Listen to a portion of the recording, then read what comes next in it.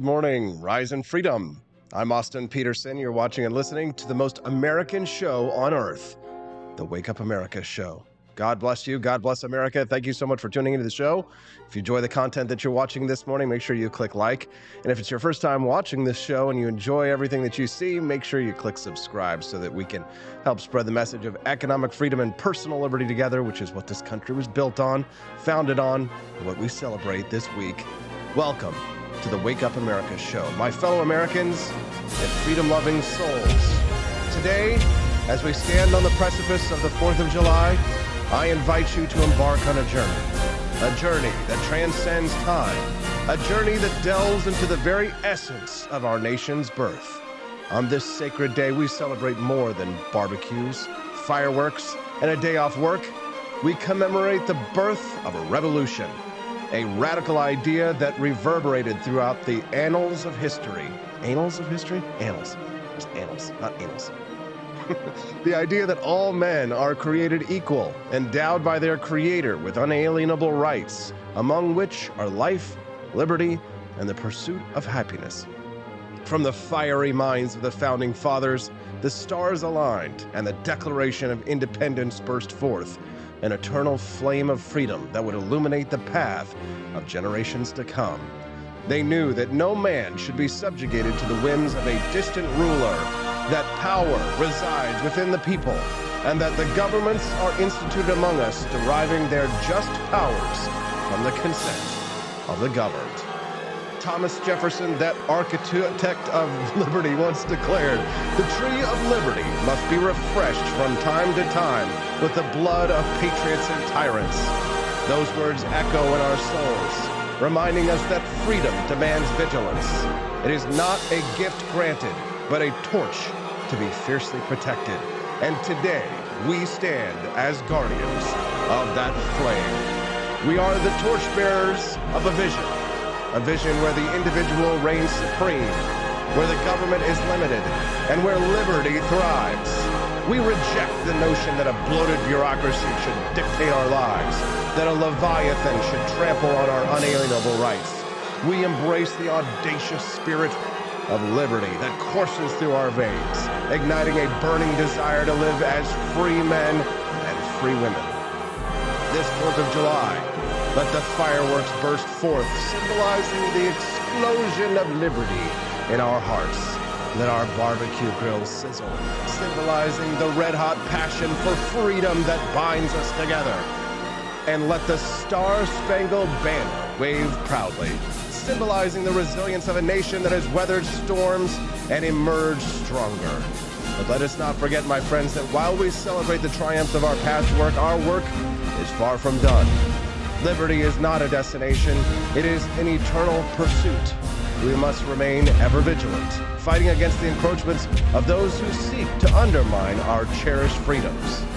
So my fellow Americans, on this hallowed day, let us rekindle the spirit of our forefathers. Let us march forward under the banner of freedom, for we are the torchbearers of liberty's flame.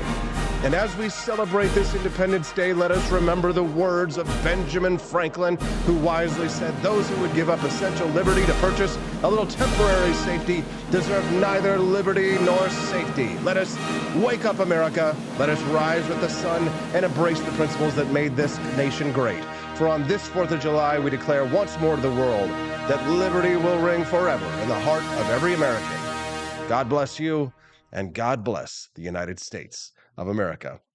Glad to have you here on the Wake Up America show. Make sure that you click that like button if you're enjoying the content that you see today. We've got lots of exciting news. We're going to start the show today with some good news. Why not? Most Americans approve of the Supreme Court decision restricting the use of race in college admissions. Hell yeah, hallelujah. And we have a big thank you to say to Mark W. Summer, who joined us this morning and became a member of the Freedom Ninja Army. Mark, welcome. Glad to have you here, brother. Welcome, welcome. And don't forget, now that you're a member of the monthly subscription club, you are entered to win our monthly prize drawings of raffles that we give away every month. We randomly select one of our monthly subscribers to win free goods from apforlibertyshop.com. And anytime that you wish to shop at apforlibertyshop.com, being a monthly subscriber, you get a 20% discount on your purchase. So make sure you check that out. Hope you guys enjoyed the Wake Up America show intro today. It looks like you did. We've got lots of great content and guests for you today. Hey, and some good news. So guess what? Remember how I was like really upset about the Gavin McInnes interview last week because the audio was really fuzzy? Well, great news. They recorded their side of the audio and they patched it together for me. And so now we have the full interview in its entirely with the audio. Yeah. So at 8:30 a.m. today, we're going to play the Gavin McInnes interview for you, so you get to hear that in its entirety. It's going to be awesome. Yeah, I'm excited for that. We've got Camellia Peterson joining us today because I'm taking tomorrow off because you know that the 4th of July is Libertarian Christmas. So I'm going to take tomorrow off and spend the time with my family. So Camellia will be joining us today to talk about the new Joe Biden plan to study blacking out the sun. Yeah, actually, this is real. And uh, apparently, the proposal is something that they say that's the conspiracy theorists have been saying for quite some time. Chemtrails. I kid you not. We're going to talk about that this morning with the lovely Camellia Peterson, and it's going to be a great show. You don't want to miss that.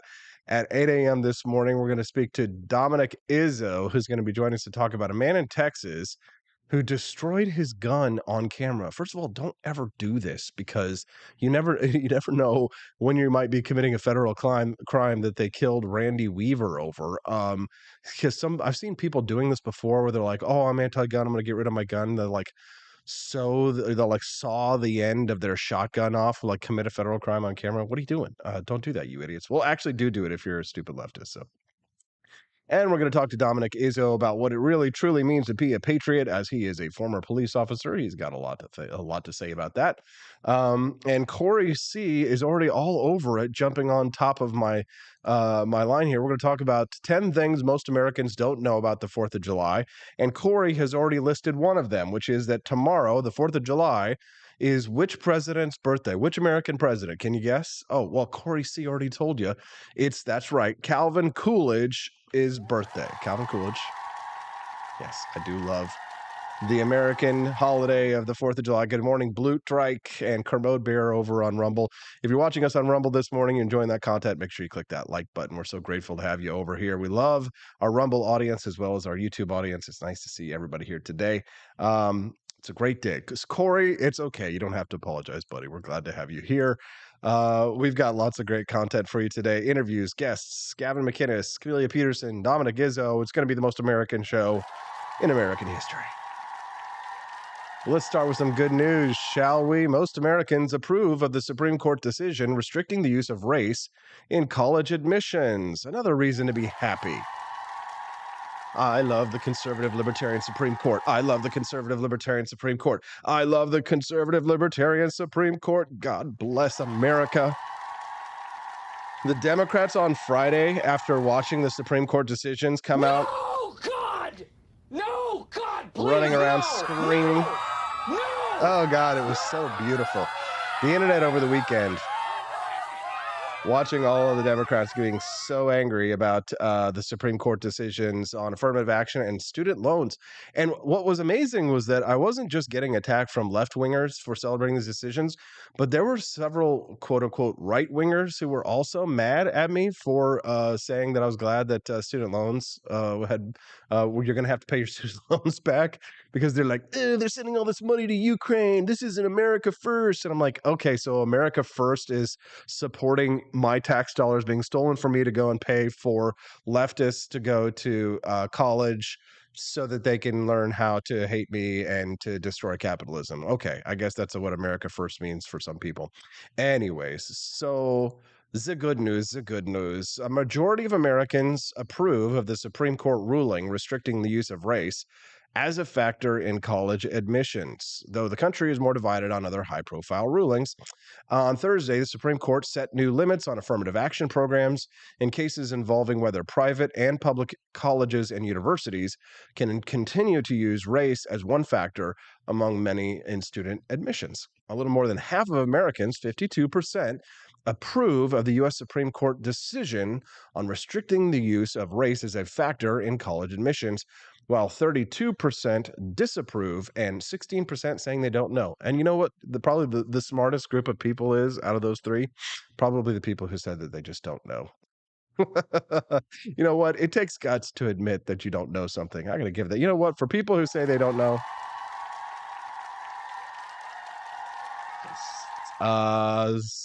it takes guts. And of course, there are deep divisions among racial groups in this poll. Most white people, 68%, and Asian people, 58%, approve of the Supreme Court's decision to limit the use of race in college admissions, while only 25% of blacks support the decision. Hispanic people are split, with 40% approving and 40% disapproving. Should be good stuff.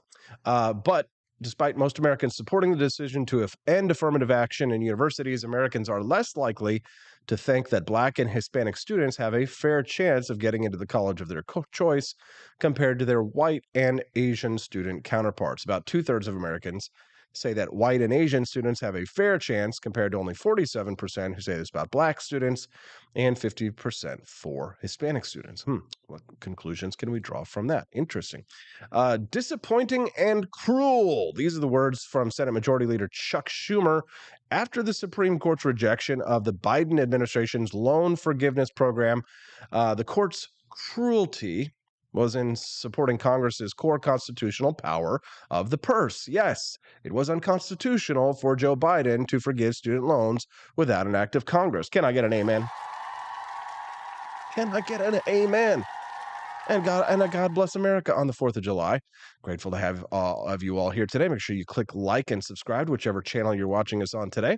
The court's decision on the merits of the case was hardly a surprise, though. President Biden was using the Higher Education Relief Opportunities for Students, it's called the HEROES Act of 2003, to order the largest loan forgiveness program in U.S. history. The law is only a few pages long, and it was intended to assist military personnel deployed abroad in combat zones, not just any, leftist, communist, anarchist on a college campus in the United States. The idea of using that law in order to avoid getting congressional approval for such a massive expenditure obviously was laughable on its face. The Office of Legal Counsel actually considered the theory, and then they issued a memo that said it would be unconstitutional, and Biden declared that the hypocrisy is stunning and that the court had misinterpreted the Constitution. However, during the last presidential campaign, Biden himself acknowledged that this effort would be unconstitutional. I loved it. This was the best part of all of this, and everybody was dunking on the left. But listen to this. Chief Justice John Roberts, in the Supreme Court statement, cited former Speaker Nancy Pelosi in the opinion. People, and these are Nancy Pelosi's words here. I love it. People think that the president of the United States has the power for debt forgiveness. He does not. He can postpone, he can delay, but he does not have the power. That has to be an act of Congress. Oh my God, I love it. I love America is a nation that can be defined in a single word. I was going to excuse me. From now on, it's going to be America first, okay? America first. Love it. Love it, love it, love it, love it, love it. And of course, Biden knew that there was no way that the Congress was ever going to approve student loan forgiveness, right? Many citizens objected that they decided to learn a trade and rather than go to college. And nobody is suggesting that we forgive the debts of people who went to trade school, right? Other people who paid their student loans back, they felt like they were the victims of a bait and switch. They went in, they paid their student loans back. Nobody was offering to give them the money that they paid for their loans, right? Well, the University of California law professor Dalia Jimenez filed an amicus brief declaring that the HEROES Act is clear as sunlight as a basis for forgiving federal student debt for nearly everyone. But the justices just didn't agree. Instead, a 6-3 majority declared that Biden was violating the Constitution and had to go to Congress. So good. So good. So many victories for liberty this week and so much room for activities. We love it. We love it. We love to see it. In other news, that's really fun. Hunter Biden, did you see this? He filmed himself smoking crack. Well, yes, no, you already knew that one, right? But he did it. This time he filmed himself smoking crack, driving behind the wheel at 172 miles an hour on the way to Vegas. And yes, there are pictures. I just unfortunately didn't cue them up properly for you here. But 172 miles an hour in a Porsche, thousands of newly updated photos that have from his abandoned laptop show Hunter Biden flashing what looks like a crack pipe and smoking it while driving through a residential neighborhood in Arlington, Virginia. And let me tell you that the residential neighborhoods in Arlington, Virginia are densely packed, and they're just swimming with children everywhere, okay? Then less than 2 months later, he was seen racing to Los Angeles on August 1st when he took a picture of his car's dashboard showing he was going 172 miles an hour while smoking crack on the way to Las Vegas, which I know there's probably a lot of libertarians who would watch that and be like, you know what? Okay, fine. But other things, conservatives, Democrats, well, conservatives are like, How dare you?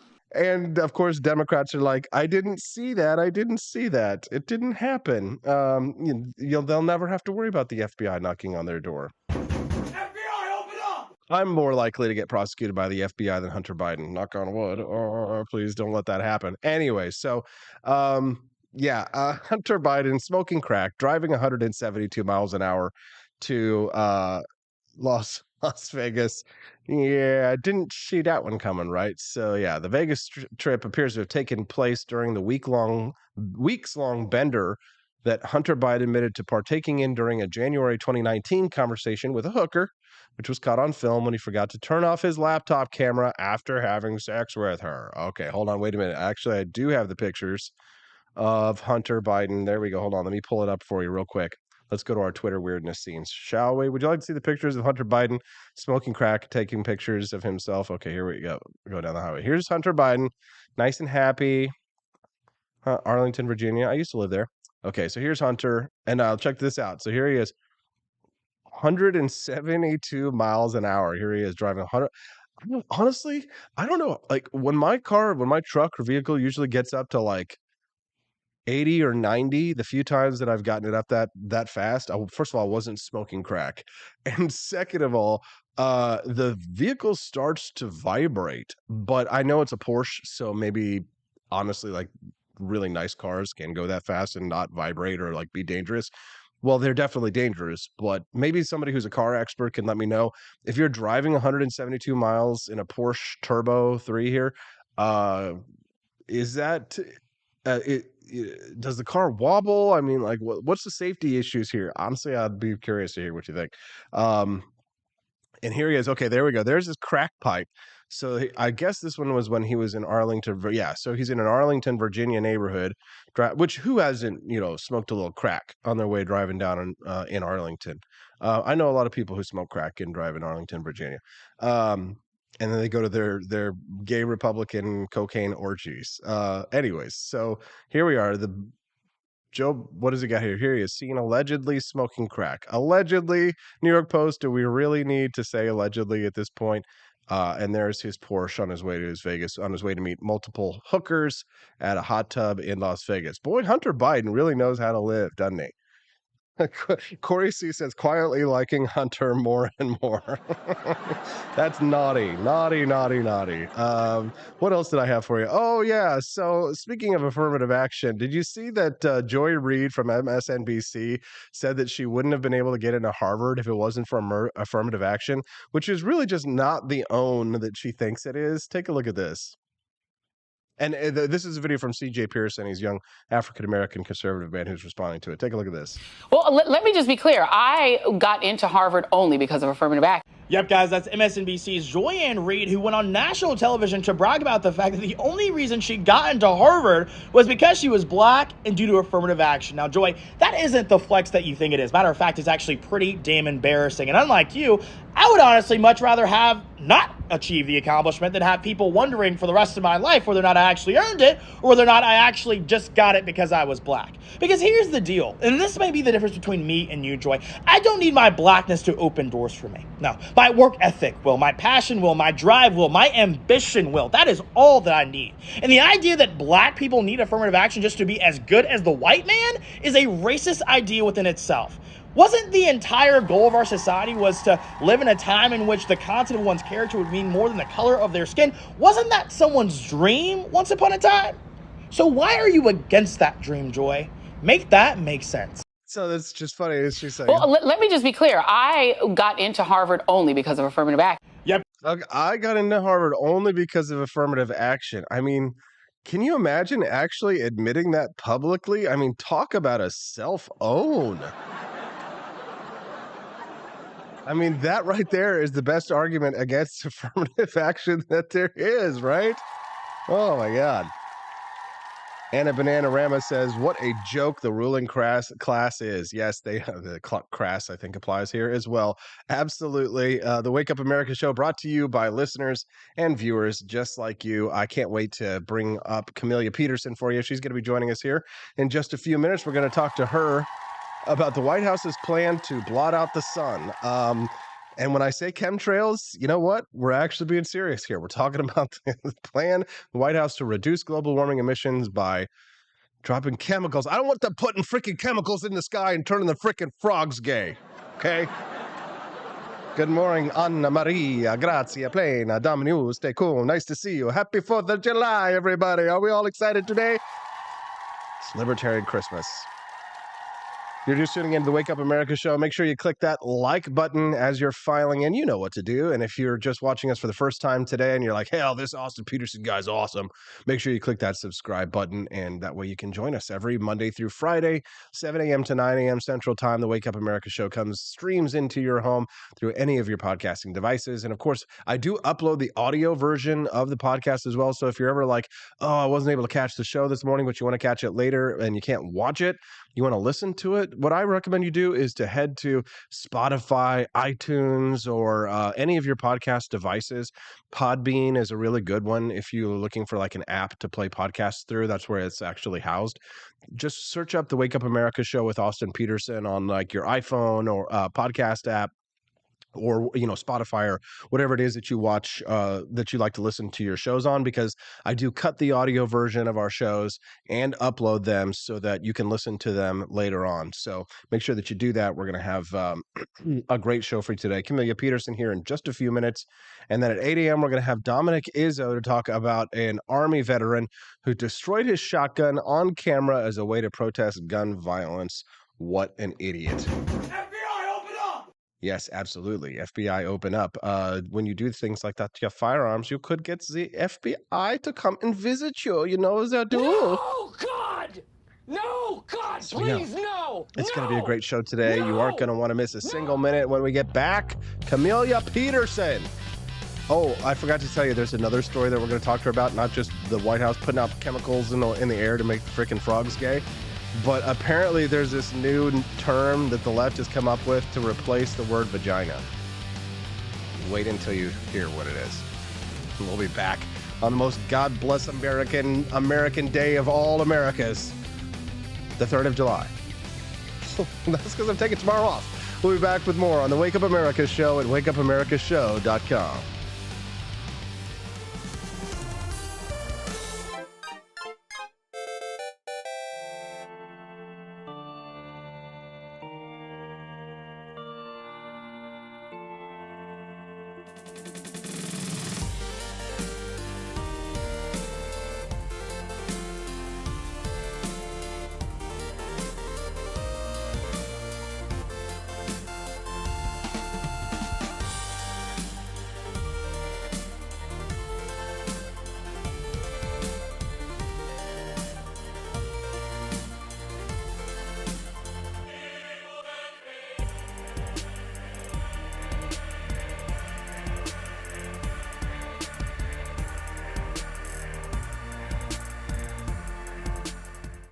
It was 1946. A battle was fought, not overseas, but right here on American soil. The Battle of Athens, an intense struggle against election fraud and for the rights promised by our founding fathers. Driven by the Second Amendment, ordinary citizens stood tall and fought back. Help us expose this momentous battle of integrity and bravery. Your support can make a difference. Visit givesendgo.com/bleedamerican and pledge your support, because we believe in the power of truth, the strength of unity, and the spirit of we the people. Let us not forget, we bleed American. Fire.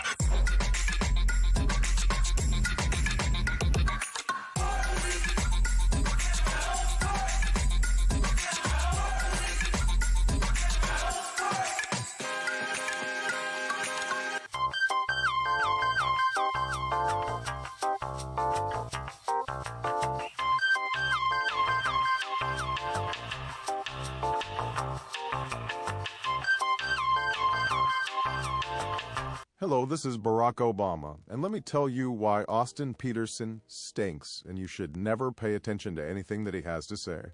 First of all, he's a libertarian, and we all know libertarians are idiots. They don't realize how important government is to everything that we do. I recently became aware that Austin has opened up a libertarian shop at apforlibertyshop.com. Now, I'm asking you as a personal favor to me that you never ever visit apforlibertyshop.com.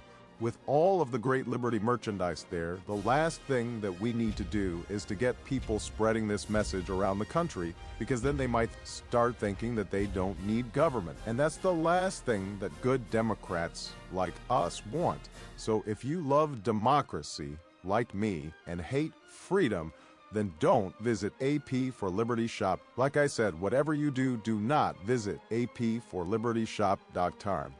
I'm Barack Obama, and I approve this message.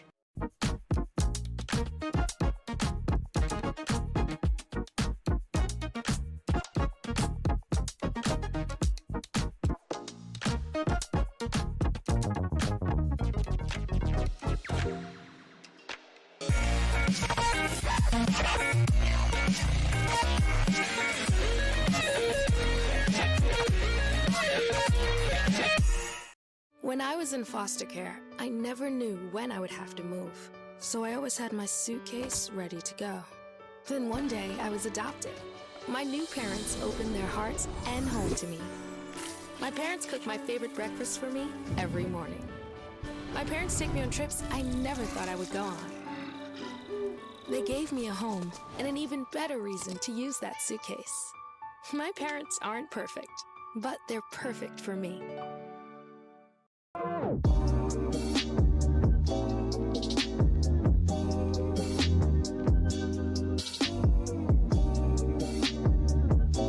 would remind you that extremism in the defense of liberty is no vice. It is better to settle these matters in the courts than on the streets, and new laws are needed at every level. But law alone cannot make men see right.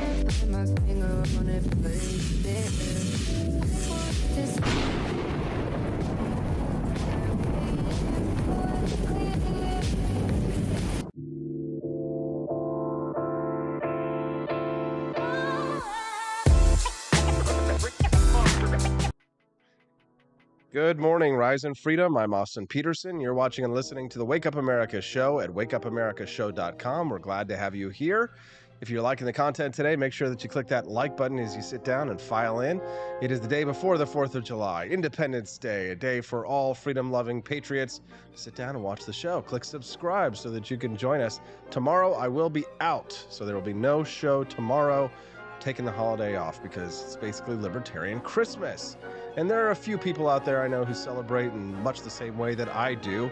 So when I found out that there wasn't going to be a show with my favorite guest, Camellia Peterson, I said, hey, we've got to get CJ on the show today. Camellia Peterson joining us right now. God bless America, and God bless you, Camellia. How are you today? Good morning. I'm doing very well. Thank you. Yes, glad to have you here, CJ. Thanks so much for joining us. You're still in Iowa, correct? No, I'm back in Missouri now, thank goodness. Okay, good. Glad you're Not here. that Iowans aren't lovely people and mostly and everything. I'm gonna tell you though, sorry to all my Iowan friends out there, but Missourians are nicer. Much nicer. Exactly. Yes. Thank you. The further south you go, the nicer they are, especially Southwest Missouri. Exactly. Camellia, so a couple of days ago, I saw this headline and I said to myself, there's no way that this is real. The White House apparently studying the impact of blacking out the sun. I want you to explain this to me in just a second, but I do also want to remember and remind people that when Donald Trump talked about nuking hurricanes, the left immediately wrote him off. Is this in the same vein of nuking hurricanes? What is this? Maybe, I don't know. And you sent this to me, and I had also just seen this because Jonah Goldberg had tweeted it. And like he said, excellent and good job by the Biden administration. And I was really confused when I saw the headline. I was like, is he saying this ironically? Is he serious? Like, I was like, maybe I've really been missing something here. So yes, it's this idea that and I still am not quite sure where he is, but apparently this is something that's been talked about for quite a while. And it's this idea that in order to address global warming, that they would somehow limit, what they call solar radiation modification. So they somehow limit the the sun's rays that reach the earth, and this will therefore, cool the earth. And it's something that came out in a report that was required by Congress that accompanied the 2022 appropriations bill. And so this was released about the same time that the European Union leaders had opened the door to international discussions of solar radiation modification. And I guess they had a big call with, more than 60 leading scientists to discuss this. And I was thinking, I mean, and you mentioned, the chemtrails. It's like, because I'm thinking, like, how do you do this? How do you block the sun from Yeah, the earth? yeah. Like Explain giant umbrellas, or Yeah, so tell us, how would they do this? What are they planning on doing? So the one of the ways that they say that they can do this is to multiply the amount of aerosols in the stratosphere, which I thought that's why we quit using Aquanet, but okay. Right. But anyway, so to reflect the sun's rays away from, and I guess this is something that can occur naturally after like a volcanic eruption, a major volcanic eruption, those sort of things. Another way to do it would be to increase cloud cover over the oceans, or reduce the amount of the cirrus clouds that are up really high. And that would reflect solar radiation, because the cirrus clouds reflect the solar radiation back to Earth. So reduce this. So yes, we are talking about messing with nature and changing the clouds. I don't know, would that be seeding the clouds? I don't know exactly how they do that. Hey, Camellia, what we're talking about are chemtrails. Yeah, I guess so. What in God's green earth? Are they out of their goddamn minds? Well, I think so, but I also think this is probably a good idea to study these kind of things. I don't know how there's no way to test anything like this. You know what I'm saying? Without poisoning the atmosphere, potentially.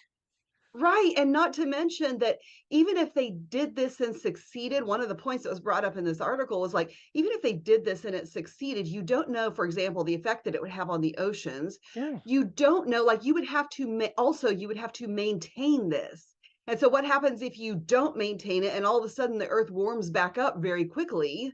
So it's like, the earth, when they talk about global warming, supposedly it's been happening super, super, super gradually. And so when you do it, like how fast I can't imagine the effects it would have if they did it very quickly. You know what I'm saying? We're talking about, what are they going to take hundreds of years to do it? I don't know. That's kind of crazy. So, but so I also think about what it would take at a global level in cooperation, because it's not like one country can just decide to do this. Right. I mean, this would take global cooperation, and that, first of all, is really hard to imagine. And then I think about all those Star Trek episodes that I watched. And I'm like, well, they did it. Maybe we'll get there eventually, because I don't know. I don't like them putting futuristic. chemicals in the air and turning the frickin' frogs gay. Good morning. If you're just tuning into the Wake Up America show, I'm Austin Peterson. Today is the 3rd of July. We're grateful to have you here on the show. I'm speaking to my friend Camellia Peterson, and the lovely CJ is joining us this morning. She's back in the state of Missouri, a state of misery, if you will. And we're talking a little bit about the White House plan to study the impacts of blotting out the sun using chemtrails in order to prevent global warming. This just sounds like the kind of thing out of a science fiction novel or an Alex Jones Prison Planet broadcast. I mean, they're going to turn us all into conspiracy theorists before this is all over, aren't they? Camellia. Yeah. Well, true story. And the thing is, though, they say all of this, and but then the White House actually said that it's important to consider all the factors and the dangers, and that they do think that that this should be studied and everything. But I think they also said they're really not going to invest a great deal in it. So I don't know. Whenever they say they're not going to invest a great deal into something, they're going to start pouring billions of dollars in it. It's like, the beginning of the Ukraine conflict. Oh, hey, Camellia, what's your take on the Supreme Court decisions on Friday? Affirmative action overturned in college admissions. Are we all happy little racists now? I think it's great. Yeah.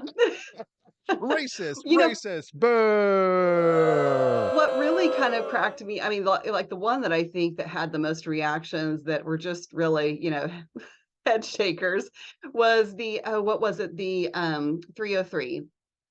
It was the 303 British. No. It was the court case basically about the right to association, although it wasn't really association. The Christian website makers. Yes, it was a website. Yes, that was one. Chris, people are putting these signs up. Okay, now, well, I'm going to refuse to serve Christians in my establishment. We're like, okay, tell us who you are. That's okay. Exactly. And it really wasn't even about, the case wasn't even about whether or not you would serve someone. It was about whether or not you would make something for them that violated your personal convictions. Mm-hmm. So, I mean, it's just, of course, got misconstrued all over the place. You know what? I've got this clip. Can you give me 90 seconds, Camellia, to play this clip? This is a video of me from the 2016 presidential debates arguing with Gary Johnson about whether or not Christian bakers should be forced to bake a gay wedding cake. And we get into that subject. And there's something, I know you won't be able to hear it, Camellia, but I'll sort of reiterate the point and then we can get into it. Okay. Give me just 90 seconds. I'll be right back. Okay. Governor Johnson has stated that he believes that bakers should be forced to bake wedding cakes for people that they disagree with, homosexual couples. And this is a big problem because we're running for presidential libertarian. Is he correct in quoting you? Yes, but I think that if you discriminate on the basis of religion, I think that is a black hole. Look, I think you should be able to discriminate for stink or you're not wearing shoes or whatever, but I'll tell you what, if we discriminate on the basis of religion, to me, that's doing harm to a big class of people. And right now, should a Jewish baker be required to bake a Nazi wedding cake? I think Muslims right now in this country... I think Muslims in this country would be banned by all sorts of businesses right now because it would be the popular thing to do. So the Jewish baker should have to bake the cake for the Nazi wedding.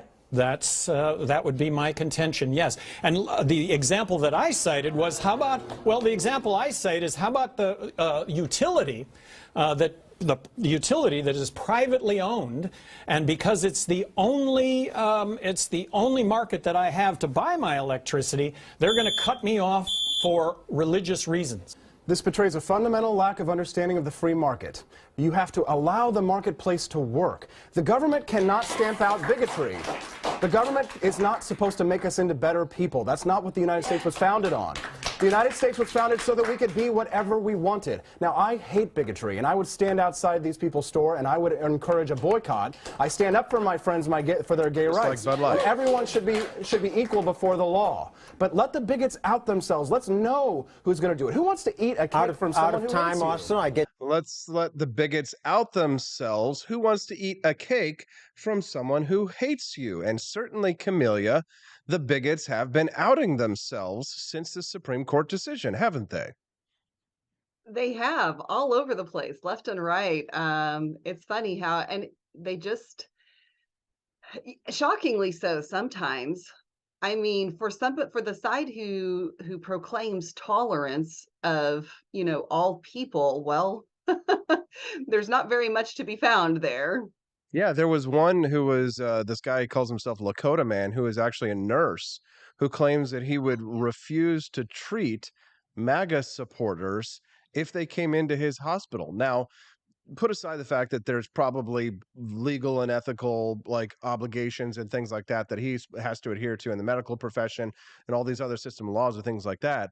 I mean, that right there, I mean, that shows just how dangerous and insidious many of these people are.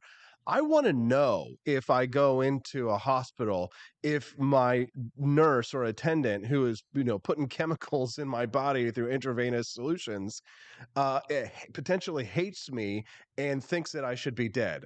And the only way we're going to know is if these people have the ability to out themselves and proclaim loudly who they are and what they believe.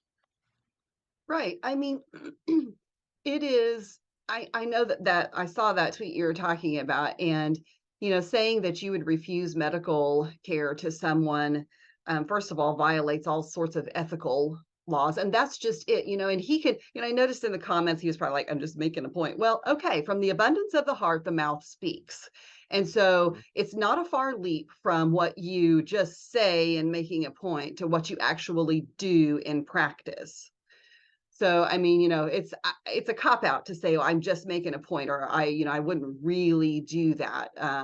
Because, you are what you think. Yeah, no, I agree. And, I've heard horror stories of nurses who have murdered people, using drugs and anesthetics in there. I wouldn't put it past some of these political actors to do things like this in a hospital environment. If you're just tuning into the Wake Up America show, good morning. I'm Austin Peterson. We're glad to have you here. You can text the show today at 573-319-1586. Again, the text line for the show today is 573-319-1586. We're all celebrating Independence Day here with us today. If you're watching us over on Rumble, I see we've got a nice audience, but a lot of you haven't clicked that like button on the stream yet. Do us a favor, click that like button. Help us to spread the message of freedom, which is what we're all about here. God bless America. I'm glad to have you. All right, now let's move on to the next topic. Camellia, I sent you this headline yesterday in continuing social weirdness. This is related to somehow the transgender issue, which we can't seem to escape. We talk about it every day on the show. Despite them making up 0.0001% of the population, they drive 50% of the debate in the mainstream media coverage these days. So we've got to talk about it. Would you mind just reading this headline for us? Would you share it with us, please?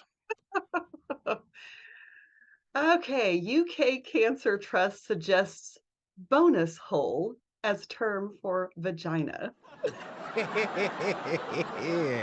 Really? Okay. UK Cancer Trusts suggest bonus hole as a replacement for the word vagina. Explain, Camellia. Okay, so when you get down into it, this cancer trust that's like, I guess they do cancer treatments for people, and it's in in the UK, and so they say, well, they treat not only women but trans men, and I'm sorry, but every time that there's a label like trans men or women, it's seriously like I have to spend like a minute or two making sure that I understand what in the heck they mean, because I cannot keep all the labels straight. And whatever that makes me, I don't care. It's difficult. But yeah, so they want them to feel comfortable too in using whatever term. And my first thought is, oh my gosh, can they not come up with a better term? Like, what the heck? But here's the thing, but why call it a bonus hole? Because like bonus would imply to me as if it was extra, right? But to me, that's like saying that like in a meal of like steak, potatoes, and green beans, That's like saying that the potatoes or the green beans are the main course. No. That's the steak, right? I mean, that's not the bonus. Like the mashed potatoes and the green beans are the bonus, but like that's the main course, right? I guess if you have a bonus hole, you're just so extra. Brian Lewis suggested penis pocket. Perhaps some other people have Oh, some good God. ideas as well. Camellia, why are they doing this? I have no freaking idea. I mean, it just, to me, if you are someone who is going through transition, why would you want this kind of thing out there? If you're trying to be normal, why would you not want to just why would you not want to call it that? I guess if it's trans men and they're trying not to be women and they still have that, but I just I don't know. It is very demeaning to women in a lot of ways. I mean, because first of all, like I said, it's just if you're going to come up with an alternative label for something, like, could you not be a little more creative, finding something that's a little, I don't know, like that's just so like distasteful, like bonus hole. What is that? Yes, the LGBT Foundation recommends using the term bonus hole instead of vagina to avoid offending trans people. Everyone is worried about offending trans people, but don't give a bonus hole about offending women, do they? But yeah, we don't want to offend, negative 1% of the population, Camellia. So I guess bonus hole it is. Yeah, it's so, I mean, and this coming from people that are supposed to be in the scientific community, so to speak, in terms of, the medical profession. And I'm sorry, but do they go around calling the other hole a hole? Like, is that what they call it in the medical profession? I don't think so. Just saying. Camellia, when I sent you the topics yesterday, and I sent you the first topic about the global warming, like chemtrail thing, did you think that you were going to get away with not talking about something that was going to turn you redder than the lipstick you're wearing right now? Get away with not talking about bodily orifices, maybe. Camellia, you're back in Missouri. We're glad to have you here. I hope the renovations in your home are going well. What's on your mind? Anything that you want to say to all of our fellow patriots before we let you go today? Well, I all think we should take a moment to read the Declaration of Independence today. It's always a good day for that, and so especially now. And well, all of these things I think that we talk about right here are also, I think this is part of dangerous liberty. You know what I'm saying? This is something that kind of comes with liberty, is that we get some of the insanity in here too, makes everything a little chaotic. And so that's part of freedom, is finding a way to work with each other to, work around the insanity and be reasonable people, because liberty requires that we work together, and we will find a way yet. I'm confident. As the great John Adams once famously said, with liberty comes bonus holes. Camellia Peterson, thank you very much for your time today. God bless America. Happy Independence Day. And thanks for being a freedom fighter. We appreciate you very much. Let's give Camellia a round of applause. Have a good one, CJ. Happy 4th, everyone. Happy 4th of July. I know some people who get upset when people say Happy 4th of July, but I don't get upset because nothing really offends me. 4th of July, Independence Day. But the fact is that there are a lot of things that many Americans don't know about Independence Day or the 4th of July. And I came up with a nice list of 10 things that most people don't know about the 4th of July. One, the Declaration of Independence wasn't signed on the 4th of July, 1776. Yes, I know some of you know that because you're super hardcore freedom-loving Americans. Contrary to popular belief, the signing of the Declaration of Independence didn't happen on the 4th. The Continental Congress approved the document on that day, but the actual signing took place on August 2nd, 1776. The Liberty Bell wasn't rung on July 4th, 1776. The iconic Liberty Bell in Philadelphia, often associated with the 4th of July, did not ring to announce the signing of the Declaration of Independence. In fact, the bell is believed to have been rung on July 8th, 1776, to gather citizens for the first public reading of the document. Interesting. John Adams actually believed that July the 2nd was more significant. He believed that July 2nd, the date when the Continental Congress voted in favor of independence, would be remembered as the most significant day in American history, not July 4th. Interesting. Number 4, the 4th of July was not a federal holiday until 1870. Although the 4th of July has been celebrated since the late 18th century, it wasn't until 1870 that it became a federal holiday in the United States. It took a congressional act to officially recognize Independence Day as a national holiday. The oldest continuous Independence Day celebration in Bristol, Rhode Island. The town of Bristol, Rhode Island, has the distinction of hosting the oldest continuous Independence Day celebration in the United States. The tradition dates back to 1785 and includes a parade, concerts, and a big fireworks display. Awesome. 3 U.S. presidents have died on the 4th of July: John Adams, Thomas Jefferson, and James Monroe. 3 of the first 5 U.S. presidents all passed away on the 4th of July. Adams and Jefferson even died on the same day in 1826, which happened to be the 50th anniversary of the signing of the Declaration of Independence. The original 13 colonies didn't unanimously vote for independence. When the Continental Congress voted for independence, not all of the 13 colonies were in favor. New York abstained from the vote. Boo! And Pennsylvania and Delaware initially voted against independence. Boo! Terrible. The 4th of July was once celebrated with cannon fire. In the early years after the Declaration of Independence, it was common for people to celebrate by firing their own cannons and muskets. Hell yeah! Practice was eventually replaced by fireworks. Calvin Coolidge was the only president born on the 4th of July. 30th president of the United States was born on July 4th, 1872. He is the only U.S. president to have been born on Independence Day, and he is the most libertarian president in American history. I know what you're thinking. What about Donald Trump? No, Calvin Coolidge.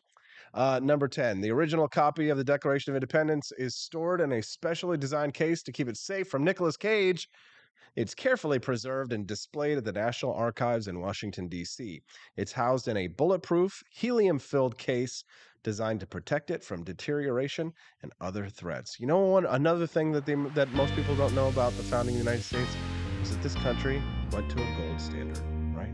And if you feel patriotic today, today's a great day to buy some gold, to feel like Thomas Jefferson, John Adams, George Washington, and I know some of you might even be an Alexander Hamilton or two. All right, we'll give you Hamiltonians a break because you did fight valiantly in the American Revolution as a colonel and helped secure our independence. So we do owe Alexander Hamilton that, even if he was a bastard after the revolution was over and the architect of big government. So call our friends over at Lear Capital. Get yourself some of that revolutionary metal, that beautiful, shiny silver and gold. Right now, if you call Lear Capital today, you can get an ounce of silver for every ounce of gold that you buy.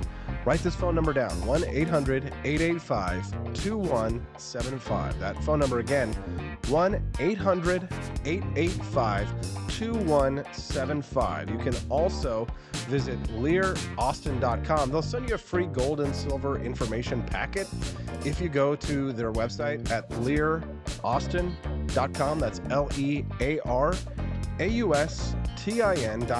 LearAustin.com. Head over there today. Get your free gold and silver information packet so you can find out more about how to invest in precious metals to secure your financial future and protect your own financial liberty at LearAustin.com. Call 1-800-885-2175. That's 1-800-885-2175. When we get back, we're going to talk to Dominic Izzo about a Texas man, a military veteran who destroyed a shotgun on camera. Why? I don't know.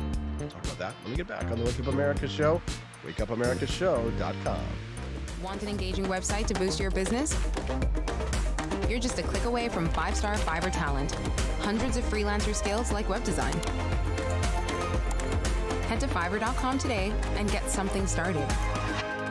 American conservatism is distinct, like America is distinct from the United Kingdom. American conservatism's roots comes out of the Wild West, out of pioneerism. The difference between American conservatives and European conservatives is that Americans are cowboys. We are that God, guns, gold, and girls. It's wild here. And we should stay that way. We shouldn't allow a European version of conservatism to come and infect us here. We like it wide open spaces here, deep in the heart of Texas and all that.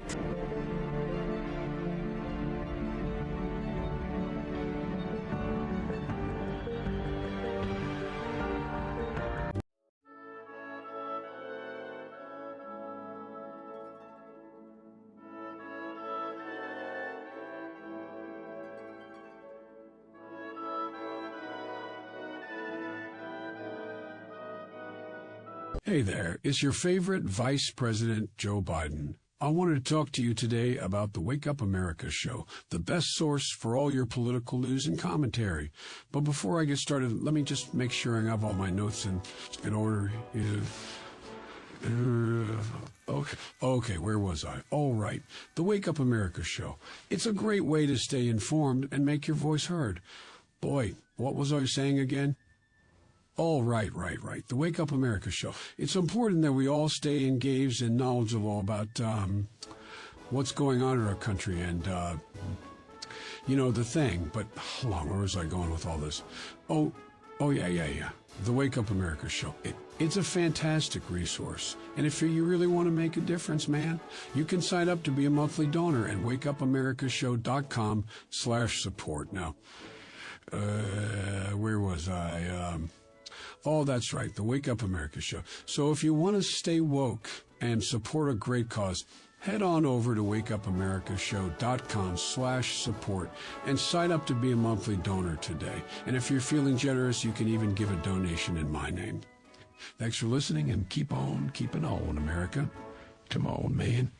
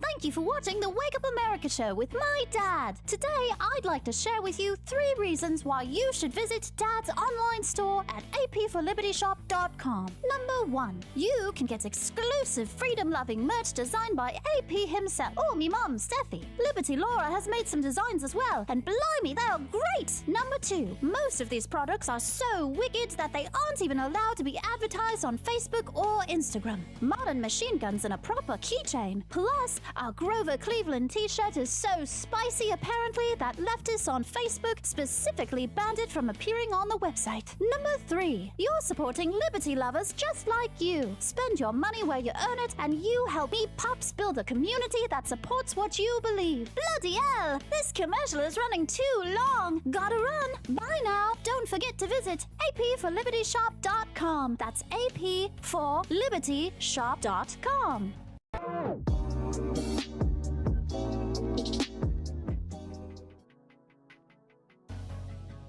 Good morning, Rise and Freedom. I'm Austin Peterson. You're watching and listening to the Wake Up America show at wakeupAmericaShow.com. Happy day before Independence Day. We're celebrating today because I'm off work tomorrow. I'm going to take the day off, enjoy some time with my family. I hope you are as well. Enjoy some barbecue. And remember what the 4th of July is all about. It's all about American independence, which we celebrate pretty much every day. Every day is Independence Day on the Wake Up America show. It's just tomorrow is basically Libertarian Christmas. It's one of those days that you want to get in the car, get behind the wheel of your Porsche with a big bowl of crack and drive 175 miles an hour to go and meet some hookers in Las Vegas. And if you're the son of the President of the United States, you can get away with it. But if you're a Republican congressman from North Carolina and a bunch of gay Republican congressmen invite you to a Republican cocaine orgy, you better not tell anybody, because they will get your ass out of Congress faster than you can smoke some crack with Hunter Biden. Joining us now to talk about that and all things American freedom is a freedom fighter himself. He's the host of the Rants of Izzo show, and he's quickly becoming one of my new favorite guests. He's a Wing Chun fighter himself, Dominic Izzo. Good morning, Dominic. Let's give him a round of applause. Good morning. Happy pre-4th. How the hell are you? I'm doing great, Dominic. So Hunter Biden is quickly becoming a libertarian folk hero, isn't he? I'm jealous. I don't know why. I don't know why there's so much hate going on with him. When you really think about it, boil down, I've said this for a while, Hunter Biden is doing what every damn American wants to do. Carry guns illegally, do as much coke and blow and crack as he wants to, and bang hookers. That is freedom personified. The Mike Pence portion of the Republican Party right now is looking at us very severely, and they're booing us, Dominic, and they're saying libertarians like you are the reason that the degenerates are taking over and the fall of our society. No, the only difference between anybody in the Mike Pence kind of conservative aspect and people like me is we do not deny our basic human fundamental cravings of lust and power and debauchery. And they're there. They're present. Do I act on them all the time? No. But do I deny they exist? No, I'm not self-righteous. That's the biggest difference between me and all of you freaking stuffed shirts out there. That might be the biggest difference, but there's another big difference, Dominic. And the other one is that you can't legally get away with it like Hunter Biden. Can I? No, I can't. And, you're right. I've been to my fair share of parties. None of them gay though. But I don't discriminate. But I know we can't do any of it. No, and so am I allowed to be a little bit jealous? Well, here's the thing. So if you took a picture of yourself smoking crack, driving 175 miles an hour, and posted it, or took a picture of yourself smoking crack with a gun in your hands, you would now be in federal prison. 100%. You would have your local municipality who has nothing better to do than just harass and arrest citizens. You'd get a warrant. You get and it's like you could do so much shit saying, hey, well, prove it was me, prove I was driving, prove the vehicle was stationary, prove it wasn't Photoshop, all this kind of stuff, and they'll still arrest you for it. Very good point. If you're just tuning in the Wake Up America show, I'm speaking to Dominic Izzo right now. Today is a former police officer from Illinois, and he is joining us now. He's the host of the Rants of Izzo show. He's on the night watch, so you can watch his show in the evenings starting at 7 p.m. Central Time, I believe, right? Through the Spreely app. Eastern. Yeah, 7 Eastern. So 6 p.m. Central, our time, if you're watching us in the Midwest, which a lot of our listeners are. Make sure that you download that Spreely app on any of your mobile devices, as well as on Apple TV, Fire TV, or Roku, so you can watch the Rants of Izzo show if you like what you're hearing from Dominic. Dominic, I'm going to play a real quick clip. You won't be able to hear the audio, Dominic, but our audience will. This is of a military service member who served our country, who has a message for the good people of the United States on our Independence Day. Take a listen.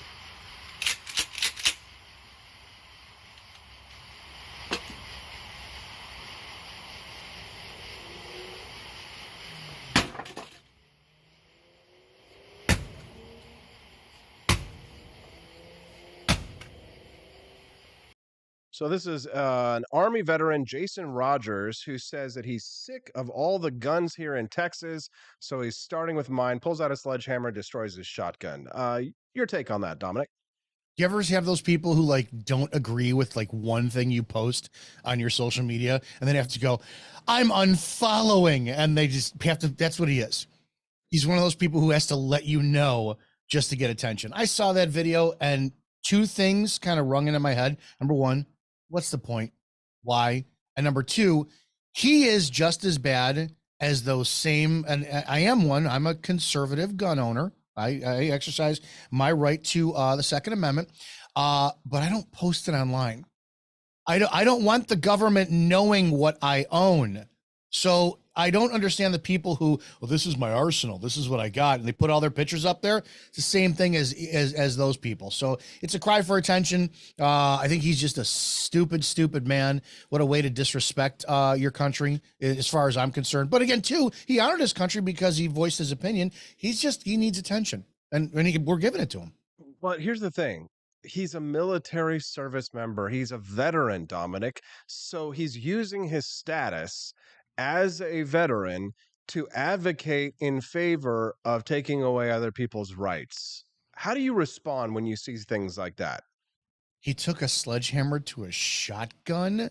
Pick something a little bit more dramatic. At least get an AR. Just go ahead and do that.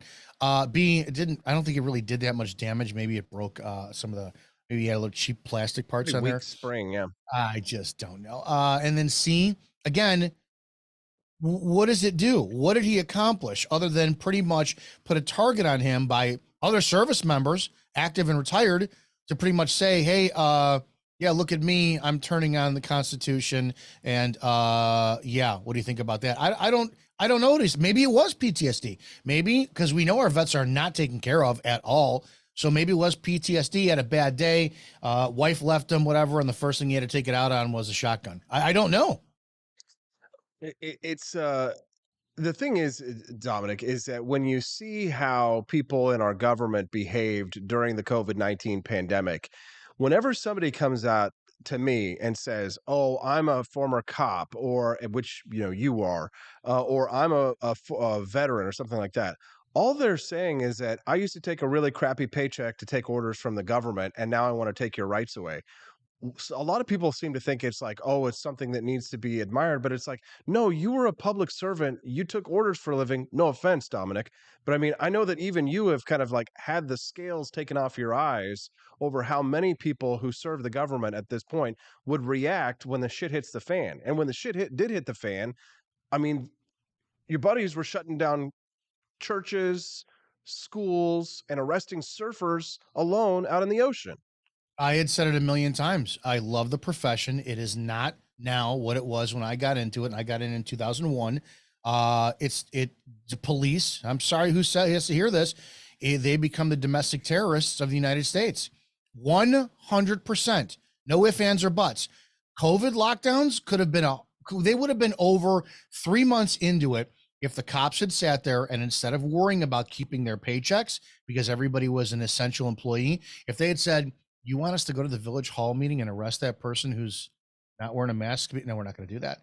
You want us to go to the gym owner and kick people out we're not going to do that. If they had said, oh, you mean that Constitution I swore an oath to? That's important? Okay. The police were the absolute linchpin that kept everything in place for these lockdowns to go up because people were just terrified to get arrested. That's it.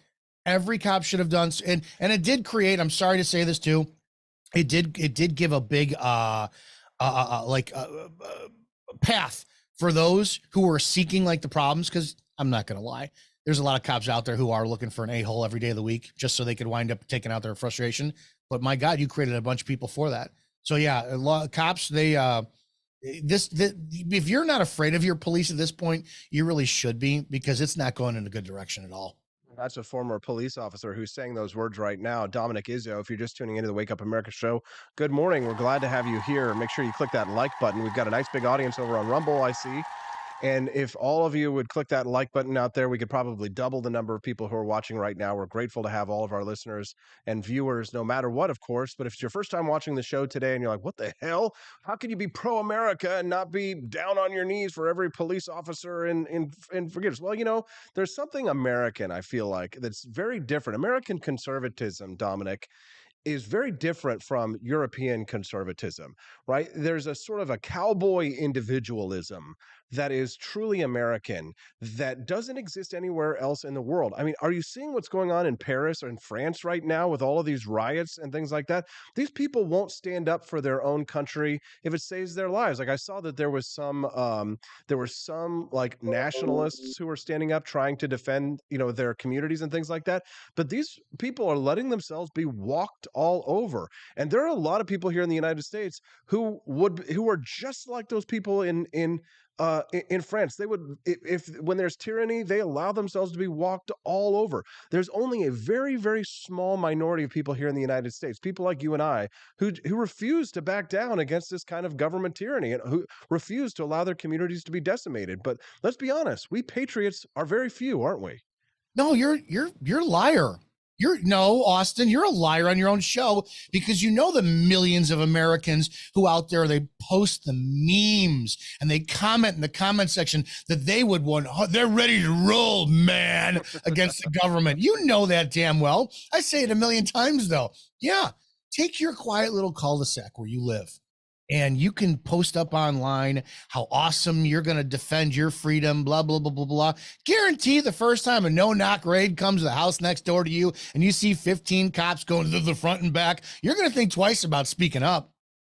It's just like today, and I say this a million times, the military takes 18-year-old men because at that age, we're eager to impress, right? It's like, yeah, what do you need me to do? We want to prove our worth and all this kind of stuff. And I never joined the military, and it's a regret of mine because I did want to fight for my country. I want to honor my country.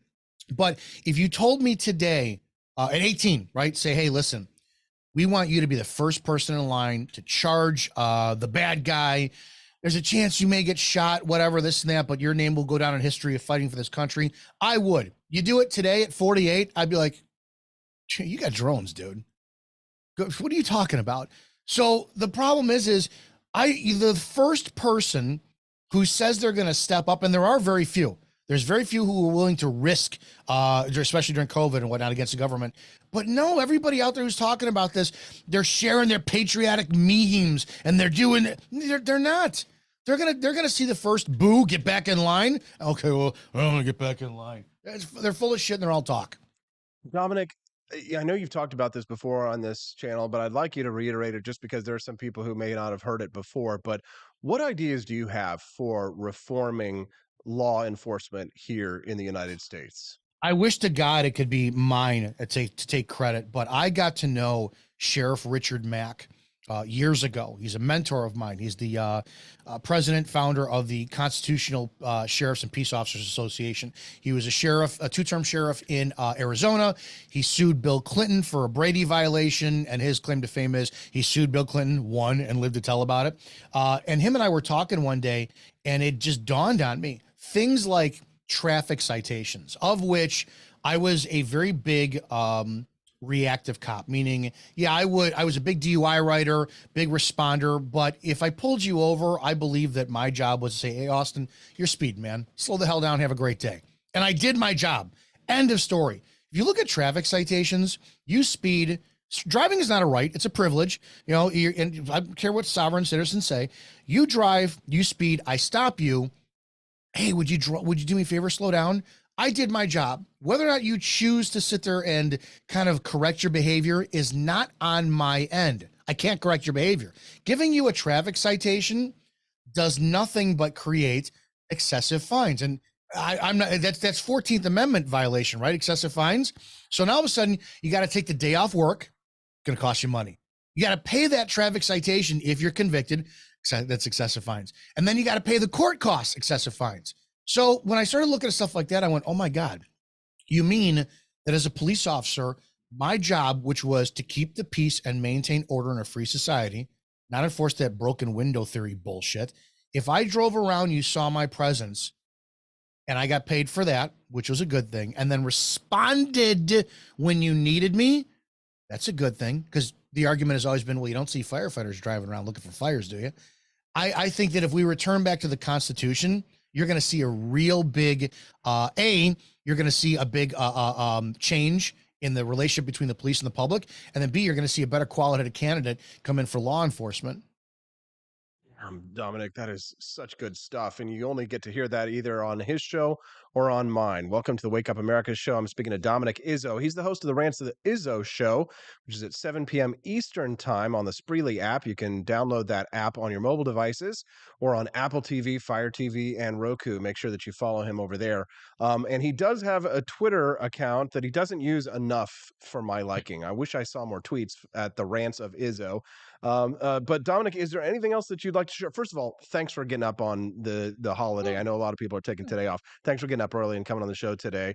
I knew that you would do it because I know that you love America and you know that's what we're all about here, and I appreciate your service.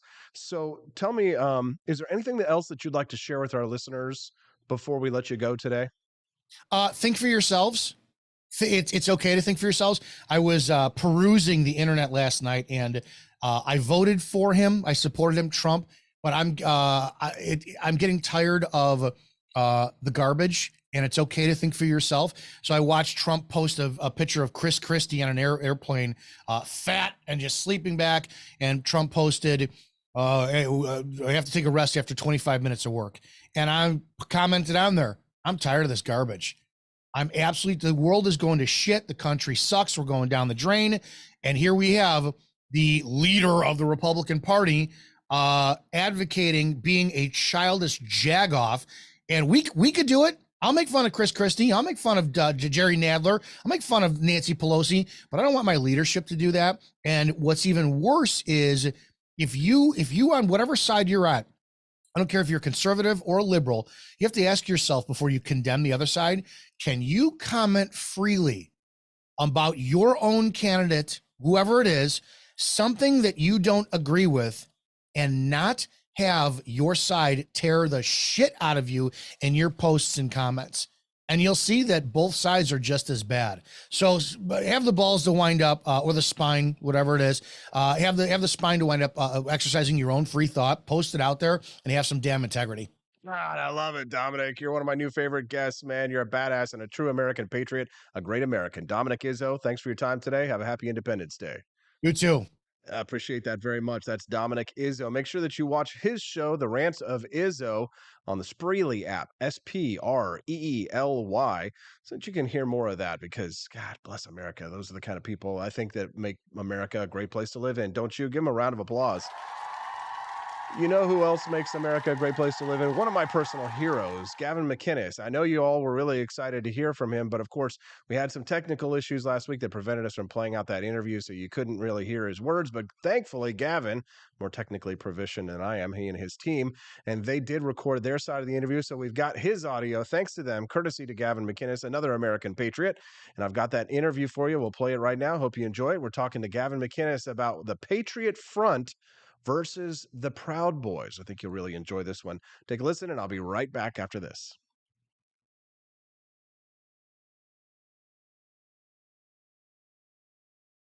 I'm your host to introduce to you my next guest. As you know, it's Family Friday, and my next guest might not be the Peterson family per se. We could say, though, that he is the godfather of the modern American right, so we'll give him a pass for appearing on Family Friday. Not only was he a co-founder of the late Vice magazine, but he's also the author of The Death of Cool. Great book. Highly recommend it if you haven't read it yet. And his regular appearances with Anthony Cumia are probably the only media that I actually listen to or consume because I don't want to be an idiot, so I don't watch the Mind Mush stuff, but I watch Gavin McInnes pretty much every day. If you're a dirty Fed, you'll hate our next guest. But if you're a freedom-loving libertarian like me, you're going to love him. Gavin McInnes, he's joining us now. Hey, Gavin, nice to see you. Thanks for joining us on the Wake Up America show. Thanks for having me, Austin. Long time no see. Yeah, glad to have you here, Gavin. Love your content. Enjoy the stuff with you and Anthony. Makes me laugh every day. Highly recommend it for those who aren't tuned into your stuff. I'll also give you a chance to give any plugs that you like here at the end of the segment. But the reason why I wanted to reach out to you is because I saw some of our old buddies, the Proud Boys, got into this altercation with the Patriot Front guys the other day, and they got into this fight, and they were unmasking them and stuff. And I just kind of wonder what you thought about that, right? So, first of all, do you think that those Patriot Front guys are feds? And two, do you kind of think that that was the right thing to do to unmask them? What's your thoughts on that whole situation? I thought it was beautiful. I thought it's a great example of how pathetic the FBI have become. Remember when we were kids playing cops and robbers? The FBI to us was this monolithic version of a cop at the top of a mountain. And now I see them as complete losers, inefficient blobs. And they want to infiltrate the right because the deep state has to push this narrative of white supremacy. Why do they do that? Because if they say the borders are a problem and Mexico's a problem, or they say black crime is a problem, they have to do something about it. If they say white supremacy is a problem, then they can throw patriots in jail. They can make sure there's no militias. They take care of their own threats without hurting their own narrative. So they have to push this white supremacy. The problem is straight white males, especially conservatives, are the least racist people in America. They're the least racist people in the world. Their judgment system is based on meritocracy. So if you're a talented black woman and you want to fly a plane, come on in. That's the opposite of the Marxist left. So they start this group called Patriot Front, and they have them infiltrate MAGA events, Proud Boy events, and Sieg Heil and have Nazi flags in order to make us look bad to help this white supremacy narrative. Now, the beauty of our adversaries these days is they're wimps. They're losers. Like Drag Queen Story Hour, you don't have to burn the library down. You don't have to show up there armed. You just go, this isn't happening. And they see there's more than 3 people, and they shut it down immediately. So we're up against a bully whose bones are made of peanut brittle. You just have to go boop, bonk, pish, and he's gone. So what these guys did is they did some very minor tune-ups. Like if it was a motorcycle, they just pulled the choke out a little bit. They were not knocking anyone out. They were not committing any felonies. And more importantly, they unmasked them. That's when we find out that one of them was a guy, a Fed who had infiltrated the Proud Boys previously. We find out that one of them is part of this Jewish fraternity where he says he can't wait to work for the government when he works out, when he gets out. You know, it was so obvious they were Feds. They all have the exact same body type, that sort of rookie cop body type.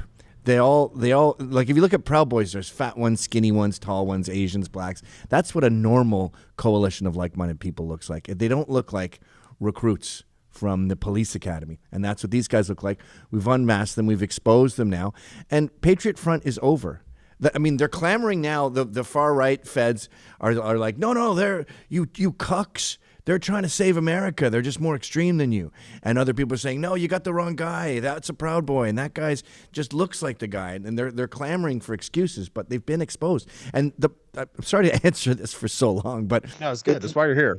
The takeaway here is it doesn't take that much. Like 1776 was a pain in the ass. We went up against the world's largest superpower and had nothing but a couple Indian friends and a tree. That was brutal. This isn't that. We don't need to hide in trees with black powder guns to win this revolution. All you need to do is push back just that much. Take off a mask. Say a Drag Queen Story Hour isn't happening.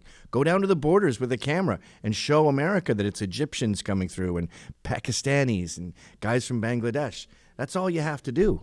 And Chinese, which is a lot of these guys. Yeah, Chinese people coming across the southern Mexican border. Yeah, it's ridiculous. If you're just tuning into the Wake Up America show, today's your lucky day. It's Family Friday, and normally I'm talking to my smoking hot redheaded libertarian wife. We'll get back to her in just a moment. I know you guys like that eye candy, but you're going to have to look at these 2 old white guys. Gavin McInnes is joining us. He is the author of The Death of Cool, and he's been a big inspiration to me over the years. I consume his content every day, so I'm delighted to have the opportunity to have him here. So click that like button and subscribe so you can get more great content like mine every day in your feed. We're talking about the altercation between Patriot Front guys and Proud Boys. I thought it was interesting that you heard the Proud Boys, and I'm not a member of the Proud Boys. I would never join a club that would have me as a member, Gavin. I'm that type of guy. But I got a lot of buddies who are. And I always had a good opinion of them because they were not, as the media portrayed them, these racist assholes who were, just trying to be street gangs for white supremacy. When I saw Proud Boys operating, it was usually in defense of either MAGA groups or like Tea Party groups or things like that back in the day. So I thought it was interesting that these guys were calling out the Patriot Front for being racist. What did you think of that? Well, it shouldn't surprise anyone who's familiar with the club. You know, we when you have a right-wing club, you're constantly weeding out Nazis, getting rid of them. The English Defense League with Tommy Robinson had that problem. And part of it is the media's fault. Like they call it a white nationalist group, so then white nationalists go, okay, I got to join. And then they go, what are all these black dudes doing here? And we go, yeah, you got bad advertising. You've been misinformed. And so you weed them out. And I think the Proud Boys up in Portland, they're very familiar with these tricks. And they go, we're not falling for it this time. You're not going to stand next to me with a brand new Nazi flag that still has its creases in it and Sieg Heil standing next to me. So they weeded them out instantaneously. And everyone, the left is so surprised. They're so effing stupid and they're so locked. They get this myopic hypothesis that Proud Boys are racist. Trump people too. They have this idiotic view. And then the more they are confronted with evidence that contradicts their belief, the more steadfast they become in that belief. So they go, they're racist. Really, the previous chairman was Afro-Cuban. Huh. So does that disavow them of their notion? No. It's the Hispanic face of white supremacy. That's the new narrative, right? They call it multiracial white supremacy. And you're like, wait, what? I honestly don't think they actually believe this. Because if they did, if this really was a thing, there's your story. Like, go talk to a black Proud Boy who wants blacks to go back to Africa and thinks whites are superior to him. Like, I want that. That should be the cover of New York Magazine. I mean, and there's a bunch of them. So go talk to all of them and find out about these black people who hate black people and think white people are better than them. They don't go talk to those people. I've hooked them up with those people, and they don't talk to them because they know it will blow the whole thing. So they're just activists. I mean, they're activists. They're worse than activists because at least activists, they tend to be naive and believe in garbage like climate change. These are activists who don't even believe in their own cause. I love the Jesse Lee Peterson clips where he goes out and talks to his fellow black people and he says things like, I think white people are better than black people. That's so funny. That is some funny shit. Also some media that I highly recommend just for the comedy value. Thanks for tuning in to the Wake Up America show. I'm speaking to Gavin McInnes, the man, the myth, the legend on the Wake Up America show. Make sure you click like and subscribe to the channel if you're enjoying this content. I want to segue to another topic here. The discussion centered around woke politics and the phrase go woke, go broke. I watched your discussion about Vice magazine, rest in peace. And you said, this wasn't a situation here where it was go woke, go broke. And I thought you explained that really well. It's a great video. You can watch, search it up on YouTube after you're done watching this. But in regards to Bud Light, I think pretty clearly it's go woke, go broke. I think Target, another example, right, where they made these terrible decisions about having transgender clothing marketed towards kids in their schools and all this satanic stuff, whatever. So I guess my question for you here is, Gavin, is go woke, go broke a thing? I mean, maybe it wasn't for Vice magazine, but I think it clearly was for Bud Light. I know you're a Bud heavy drinker, right? And you don't want to have somebody offer you a Bud Light these days because of what it means. I had to refuse one. I was on the river the other day and some redneck tried to give me a Bud Light. And I thought he was like, not making a pass at me, but it was like he was trying to say something about me or something like that. So I had to turn it down, right? Also just like, because, I'm an ally, right? I don't want to be like a part of the problem. So is go woke, go broke a real thing? Or you think that it's like, we're going to memory hole this and after we win this fight, people are just going to forget and move on? What are your thoughts? Well, Vice is a very unique case. I mean, I was out in 2008. They did go pretty woke as far as the editorial of the magazine went, and I don't think the magazine got more profitable with that. It was like bone cancer. It became a slow death, but they focused on this CNN stuff, and they were politically correct enough to get mainstream acceptance while maintaining the sort of edge brand that I produced. So that kept them afloat for a long time. But I think Shane is an incredible salesman. And I think he got scared of the Me Too movement. Who knows what skeletons he's got in his closet. And so he stepped away from the front lines. And so now they don't have a sales guy. We called him Bullshitter Shane when we were kids. They don't have him anymore. And then he put a woman up in front because she's a woman. She worked at A&E. She didn't have the proper experience to run a media brand like that.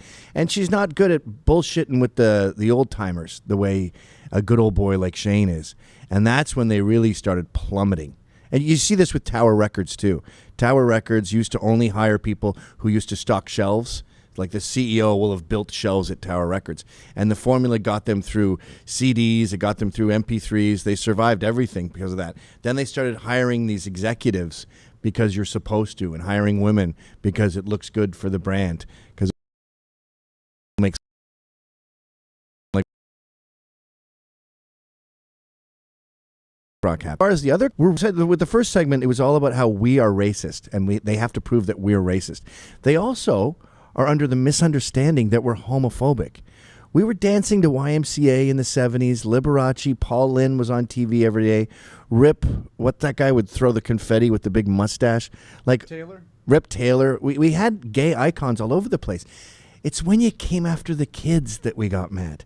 Dylan Mulvaney doesn't pretend to be a woman. He pretends to be a girl.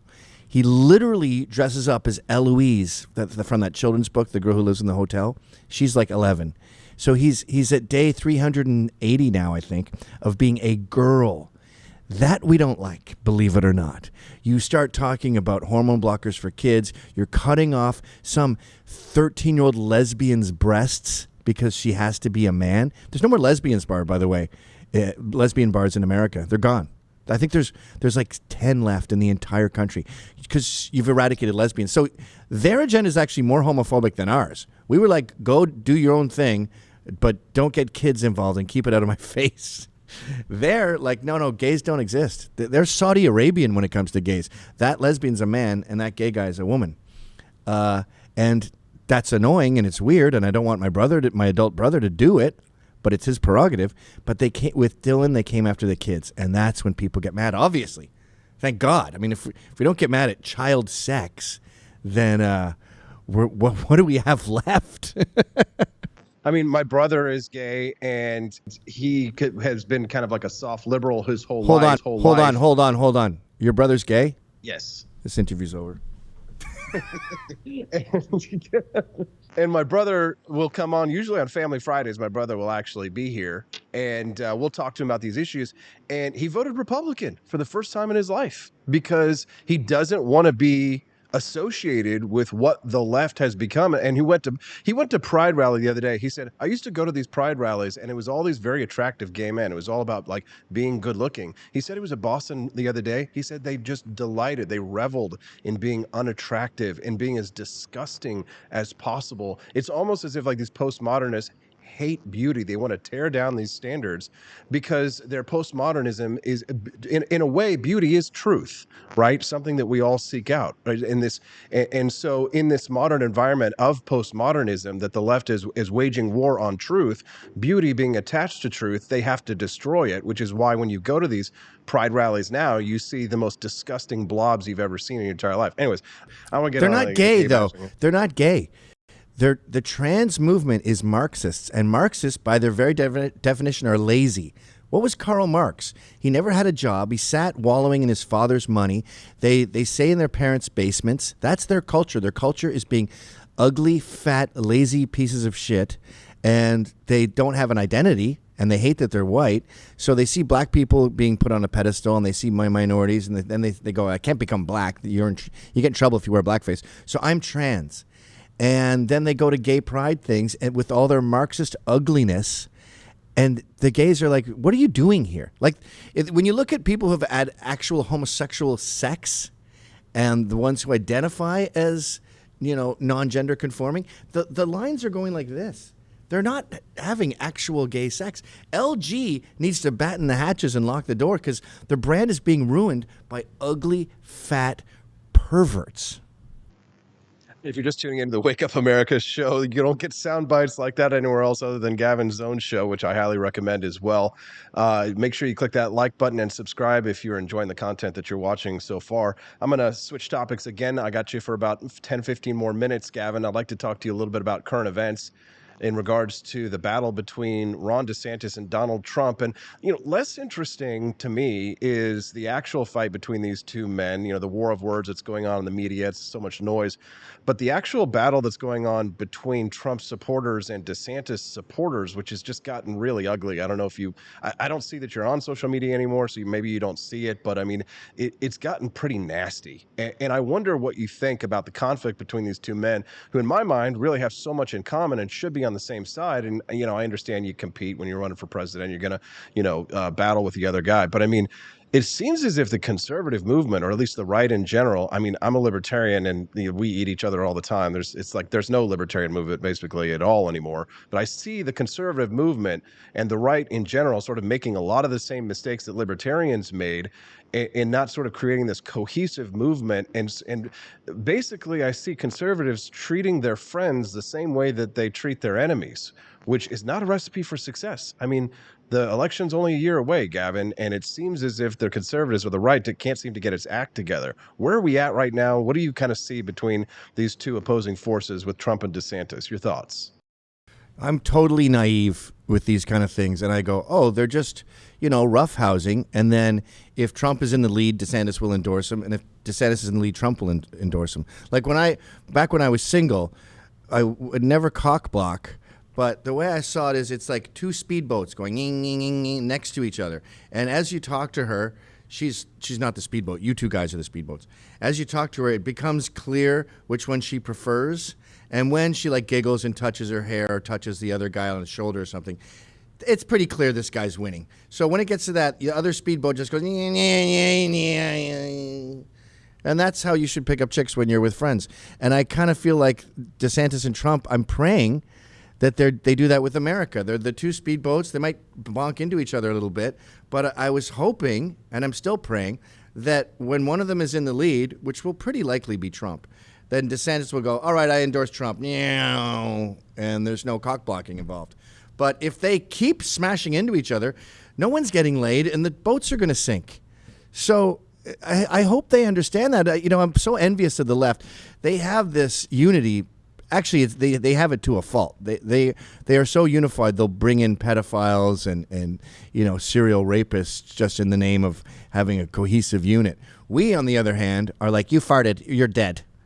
Like I see it in Proud Boys too. There'll be some dumb feud that will split an entire state chapters based on one guy lying about being an embalmer or something. That's an actual beef. I'm not joking. So I need unity. As far as I'm concerned, and I've said this a million times, I'm a hippie, man.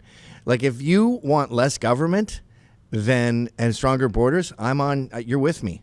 Like Steven Crowder, this new right, the way they all hate each other. I love them all. I love Nick Fuentes. I love Groypers. I love Crowder. I love Elijah Schaffer, Sav, John Doyle, you. Like, I'm in bed with all of them because we generally want the same thing. Now, when we win, then we can afford to sort of be petty and hate each other, but we're losing right now. It's like when I was in high school, there was like 2 skinheads, 3 punks, 1 mod, and a goth. We're supposed to hate each other on the streets, but there was so few freaks at my high school that we became a cohesive unit because we were the only weirdos in school. That's the way the right should be. We can't afford to start backstabbing each other. We literally cannot afford it. I want to talk to you about something else, Gavin. Today is Family Friday on the show. That's when I bring my wife here, who's with me, to talk about issues. We talk about more girly stuff. It's a little bit lighter, and we just trying to talk about family issues. And people really enjoy tuning in and talking about their own families and all that stuff. And that's actually a pretty common theme in a lot of your content. Is you talk about your family and how important it is. I heard you and Anthony Camellia talking the other day about how he's never gotten married or had kids. Well, he's gotten married, I think, but he hasn't had children. And you were just talking about, how you felt like you had started your family a little bit late. I'm starting my family a little bit later. It took a while to find a good woman. It is harder and harder these days to find a good woman out there, Gavin, I can imagine. I wonder, for our audience members, a lot of the guys who tune into my show, especially on Family Friday, really jealous of my relationship because I managed to find that unicorn. But do you have any advice for these young guys, these conservative males? Because I tell you, they get on Tinder, and at least in the last election, it was swipe left if you voted for Donald Trump. Most of these women these days, Gavin, they're leftists, right? I found the one redheaded libertarian chick that was single that wanted to marry me, thank God. But I mean, there's not a lot of prospects for these young conservative or libertarian men out there to find a good woman. I mean, and you're like, hey, your advice is, get married young. Like, don't wait to have kids until you get older. But I mean, it's hard out there for a pimp, Gavin. Any advice for these guys? Yeah, lie. All's fair in love and war. So don't tell them you're MAGA. Don't put MAGA in your bio. And when you're dating her, avoid politics. Women in politics generally don't go together. It's like I don't know anything about football. Imagine I was obsessed and I said if you like the Dallas Cowboys, swipe left. Like I'm not interested. It's not my area of expertise. They don't belong in that world. So you hang out with her. You avoid politics. You don't say you're MAGA. You hide your red MAGA hat, and then slowly you say, that's funny. The economy was doing a lot better with Trump. Maybe he was pretty good for business. I mean, he was a terrible guy, right? But maybe he was good for business. And then you slowly feed them red pills. You sprinkle, it's like Rohypnol. So you roofie their drink with red pills. But you got to be careful because women are so agreeable. I've noticed that you're like, yeah, black crime is an issue. And the next thing that you know, they walk into the living room in a Klansman uniform and you're like, whoa, whoa, whoa. No. I meant it's disproportionate, but not all. They tend to get too red pilled. So it's like taming a wild stallion. You got to sort of slowly approach the horse because they'll start a tampon stampede. That's but yeah, that's Gavin McInnes advice there. So lie. Yeah, lie, and also quit porn. Stop masturbating. It's really bad for you. It keeps you on the couch. It's great. It's terrible for marriage. Because you have a plan B. You should only get your water from one tap, and if that tap closes off, then you die of dehydration. Like if my wife sends me to the couch because we have a fight, my penis is gonna starve to death. So I don't want to get on the couch. So we work on our problems and we work on our relationship, and we have sex a lot that bonds us. And with young men, they're just playing video games for unfathomable amounts of time, like 7 hours, 8 hours in a row. It's pathetic. Then they sleep all day. Get away from the console, get away from the porn, and get out there and start talking to girls. Gavin, like the war of the sexes, kind of like the conflict arises because men want to be with a lot of girls and girls want to be with one man. And we sort of, as guys, compromise. We say, all right, we're going to get married and we'll stick with our one woman.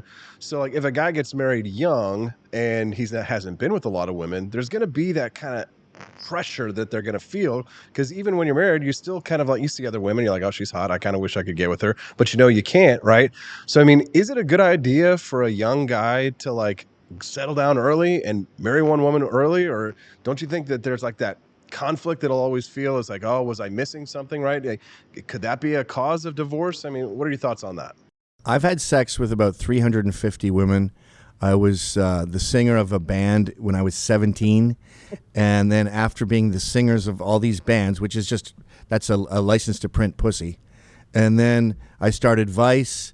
I was the only, like me and the other guys were the only 20-somethings who had our own business and were like making money and going out. So that was also an avalanche of pussy. Then I come to New York City where we're providing all these jobs, and everyone in New York City wants to be documented, right? Because this is their moment in the sun. So they want it to be put on paper. So that was endless pussy.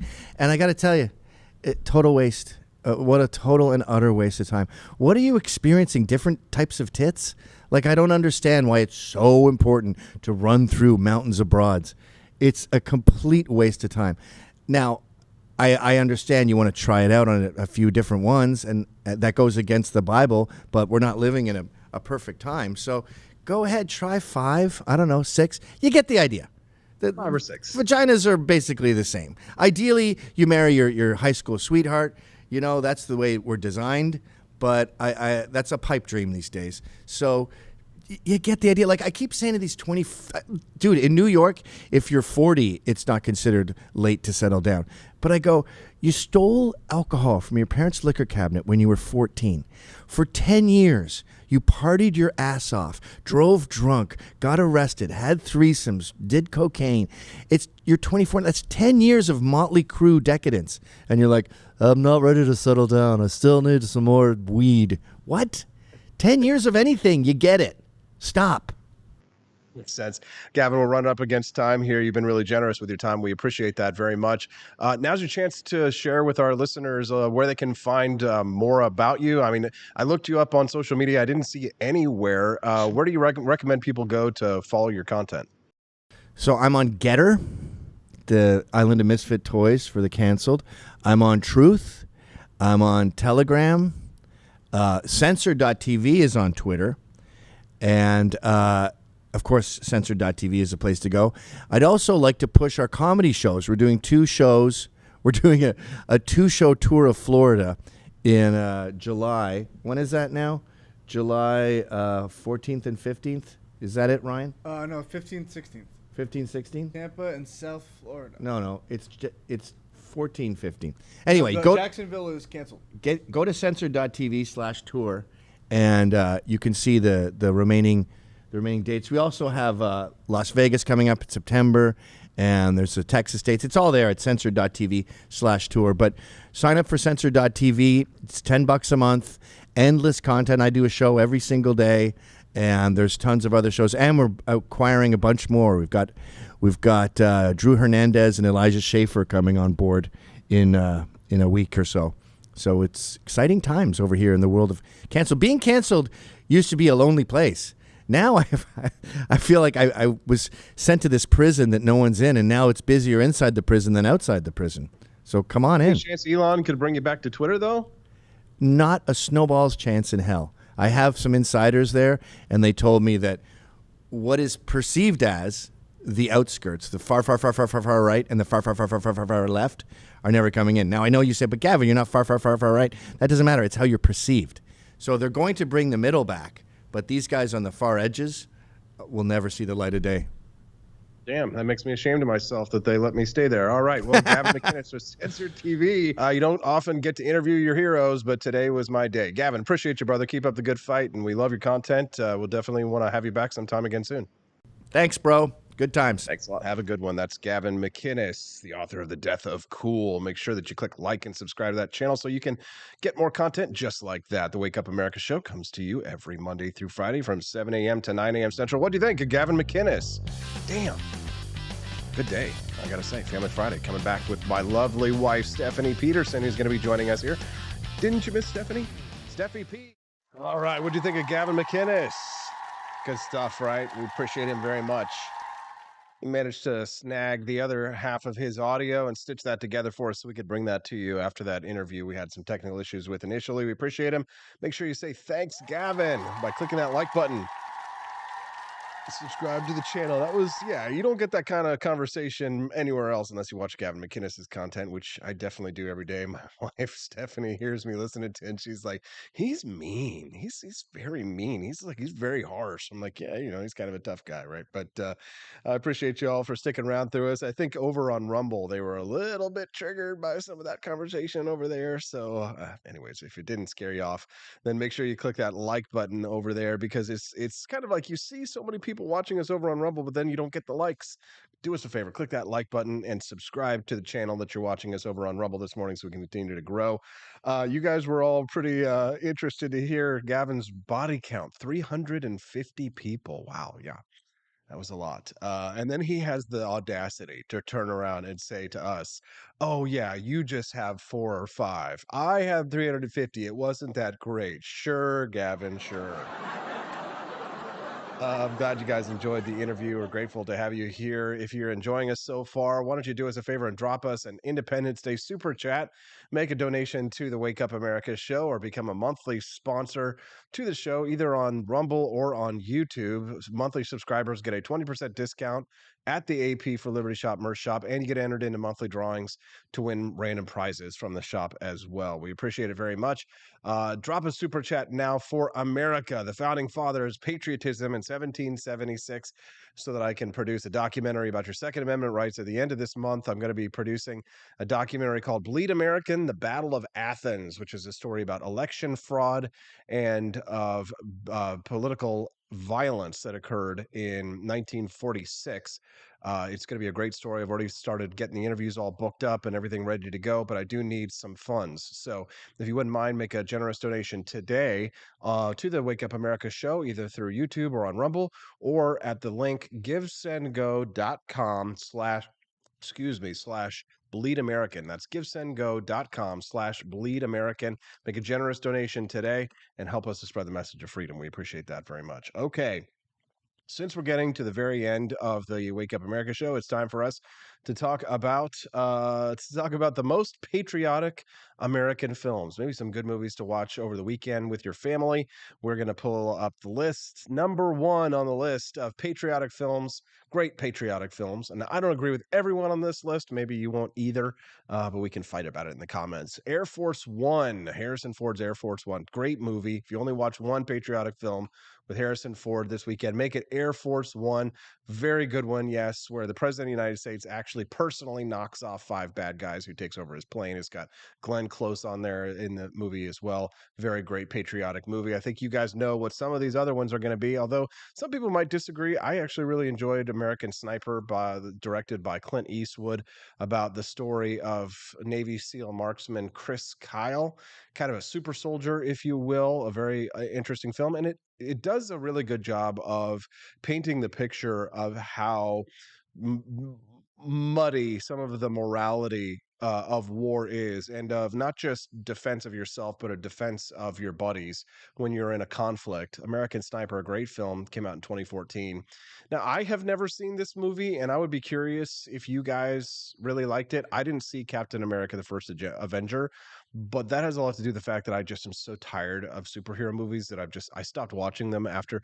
Once Tobey Maguire in Spider-Man did that whole dance thing. Wasn't he was Venom? I can't remember. He did like that stupid dance, where he's like doing all this stuff on the street. I was like, all right, I've had it. Done with superhero movies. I think I watched Iron Man and enjoyed it, but then I don't think I saw Iron Man 2. Can't remember, but didn't see Captain America: The First Avenger. Would you say it's a good patriotic film? I don't know. Argo on this list, not quite sure. Americans and Canadians should feel patriotic after watching this movie. Didn't see it.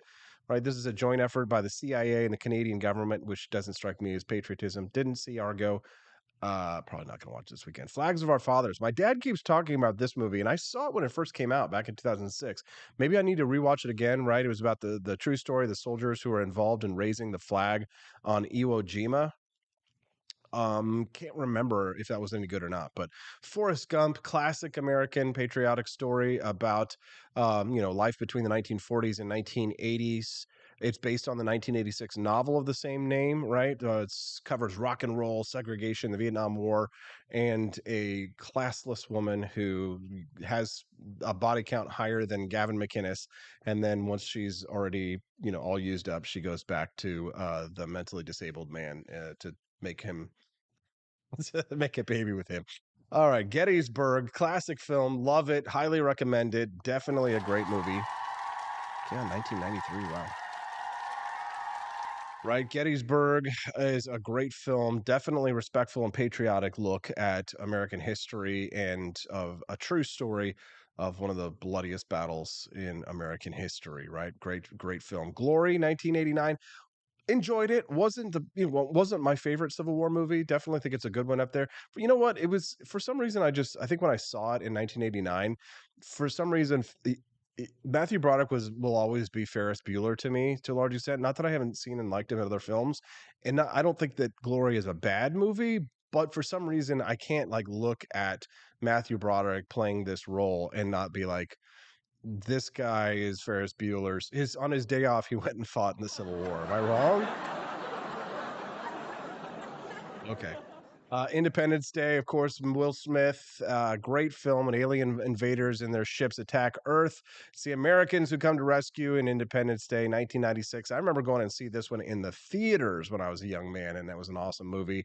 Michael Bay film, of course, right? But it wasn't directed by Michael Bay, right? Actually, it wasn't even directed by an American. So it was Roland Emmerich, born and raised in Germany, who did this patriotic piece, but another great film. Miracle with Kurt Russell. Didn't see it, but I know that this story, right? This is the one about one of the biggest upsets in sports history, right? This is the one between the Soviets and the United States, the famous hockey game, which I know that story, but I never saw the movie Miracle. If you haven't seen it, if you've seen it, let me know if it's a good film, or if you recommend it, because maybe I'll put that one in the kitty for Steffi and I to watch over the weekend.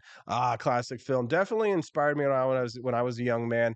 I had to get into politics. Mr. Smith Goes to Washington, right? It's the one about a U.S. senator fighting against a corrupt political system, right? So it's about the little guy standing up against the machine, raise money for the Boy Scouts or Boy Scout camp. Mr. Smith Goes to Washington. If you've never seen the classic film, it's definitely one of those films that holds up and is worth a watch if you haven't seen it before. Mr. Smith Goes to Washington.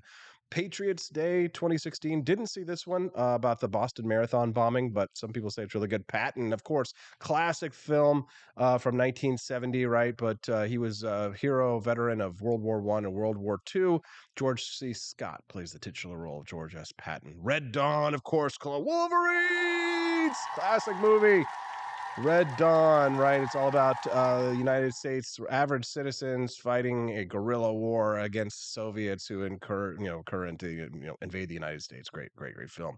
Rocky IV, of course, from 1985, classic film. I will break you, right? One of the most successful sports films of all time. Another struggle between the Soviet Union and the United States. Sands of Iwo Jima. I actually haven't seen this one. My dad, I think, could criticize me for not seeing this one with.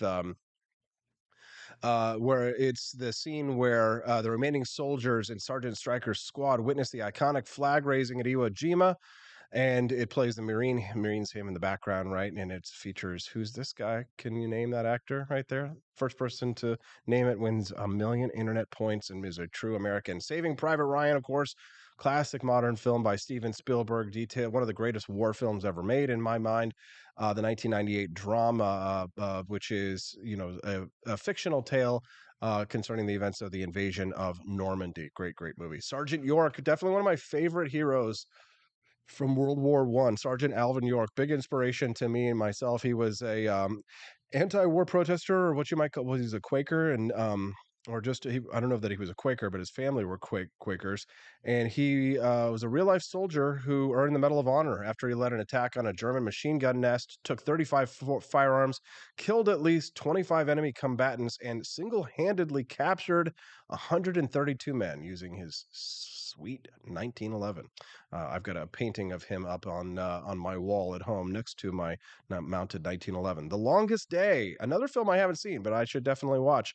Watching the American troops turn the tide of the war in their favor usually helps with your feelings of patriotism. So it's got John Wayne, Henry Fonda, Robert Mitchum, Eddie Albert, and Rod Steiger. Check it out, The Longest Day. The Patriot, of course, one of my top favorites. Mel Gibson film with Heath Ledger, the late Heath Ledger, rest in peace. Of course, we all know The Patriot and love it. Very easy to do. Top Gun, I will say, another great American patriotic film, but of course I've seen it 50 billion times. World Trade Center, never saw that one. Don't know if I can recommend it. And for those of you who do like old movies, I love Yankee Doodle Dandy. I was actually in the musical that this was named after. Highly recommend Yankee Doodle Dandy. Great film, lots of good dancing. It's about the composer George M. Cohan, the one who wrote Yankee Doodle Dandy. They called him the man who owned Broadway, and he said he was the one who did the song over there, and you're a grand old flag, you're a high-flying flag, and may ever in peace may you wave. You're the emblem of the land I love, the home of the free and the brave. Every heart rings true over red, white, and blue, where there's never a boast or brag. Something you're a grand old flag. Zero Dark 30. Didn't see it. I've heard it's pretty good, but frankly, I haven't seen it. So maybe you guys can recommend it. All right, it's time to go. But before we do, I have one last thing to say before we say goodbye. I know that I'm going to run over time on this one. But frankly, I've got one last thing to get out of my system before I let you go. Ladies and gentlemen, my fellow patriots, as the curtains fall on another remarkable episode of the Wake Up America show, let us unite in celebration of the most cherished day in our nation's history, the 4th of July, a day that embodies the spirit of liberty, the essence of the American dream. On this sacred day, we pay homage to the brilliance and foresight of our revered founding fathers. It was they who boldly declared, "We the people of the United States," in order to form a more perfect union, establish justice, ensure domestic tranquility, provide for the common defense, promote the general welfare, and secure the blessings of liberty to ourselves and to our posterity, us, to ordain and establish this Constitution. Thomas Paine, in A Beacon of the Enlightenment, proclaimed, "Those who expect to reap the blessings of freedom must, like men, undergo the fatigue of supporting it." His words remind us that the gift of liberty comes with great responsibility. A responsibility to defend it, nurture it, and pass it on to future generations. But it was James Madison who spoke directly to the hearts of libertarians like us, saying that the essence of government is power, and power, lodged as it is in human hands, will ever be liable to abuse. Let us remain ever watchful, my friends, and demand that our government be limited, for it is through limited government that the flame of liberty can burn brightest. As we revel in the festivities of this momentous day, let the fireworks illuminate the night sky, symbolizing the explosive power of freedom. Let the star-spangled banner wave gallantly, a testament to the fortitude of people who fought for their independence and continue to fight for their individual rights. But let us not confine our celebration to this single day alone. Let the flame of patriotism burn brightly within us, guiding our actions, inspiring our endeavors every day, and remind us of the values that make Americans truly exceptional. And so, my fellow Americans, I leave you with these resounding words from Sam Adams. If ever a time should come when vain and aspiring men shall possess the highest seats in government, our country will stand in need of its experienced patriots to prevent its ruin. Let us be those experienced patriots, my friends, armed with the principles of limited government, individual liberty, and personal responsibility. Let us awaken the spirit of liberty within us, fueling our unwavering dedication to the safeguard for the blessings of freedom that our forefathers bestowed upon us. This is Austin Peterson, signing off, urging you to embrace the spirit of the Founding Fathers, to embody the ideals that define our great nation. Happy Independence Day, fellow patriots.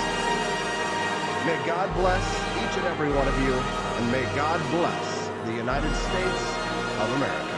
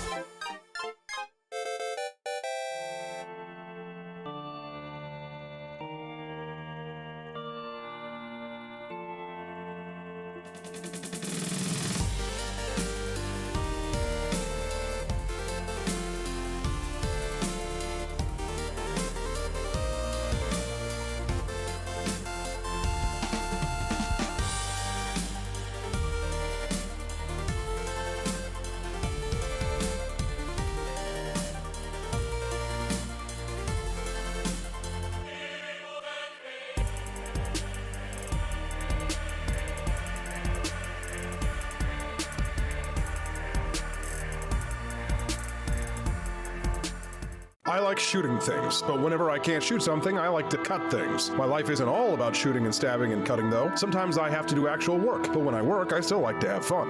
And there's nothing less fun than trying to cut with a crappy knife. Thankfully, from the ancient sect of Christian knights, who also loved cutting and stabbing, comes a new implement that has received my personal blessing, the Templar knife. Like the ancient sword of Excalibur, you don't choose a Templar knife, it chooses you. You just decide what kind you want on the website first, however, and then order it online, and then it chooses you. The Templar knife comes in a variety of shapes. As a man of culture and taste, I have decided I will never use a terrible knife again. And thanks to the inspiration provided by this excellent product, I have decided to launch a new crusade against anyone using less than superior knives. Join me, brothers and sisters, by visiting uppercuttactical.com/pages/Templar-knives. That's a lot of slashes. For that, you'll need a Templar knife. For 10% off, use code AP for Liberty and join me in a quest for glory, for liberty, for Christendom, for the Templar knife. Get yours today. Fire.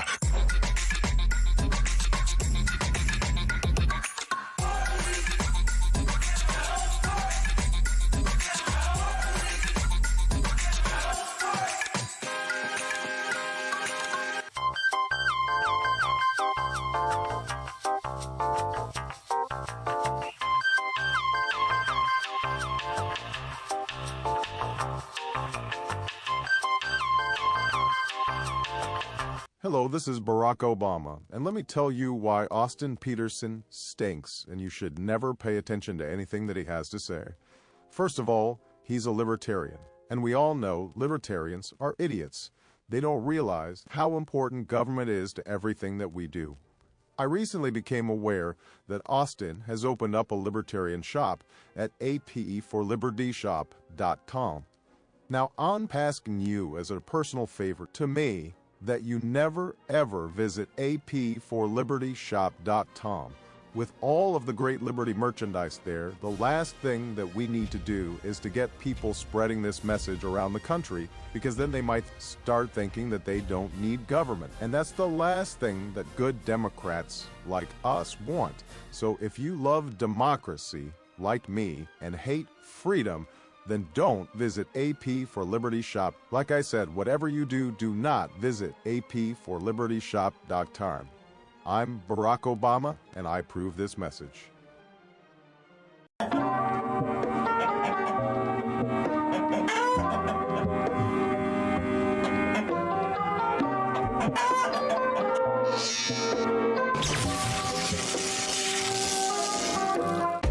Want an engaging website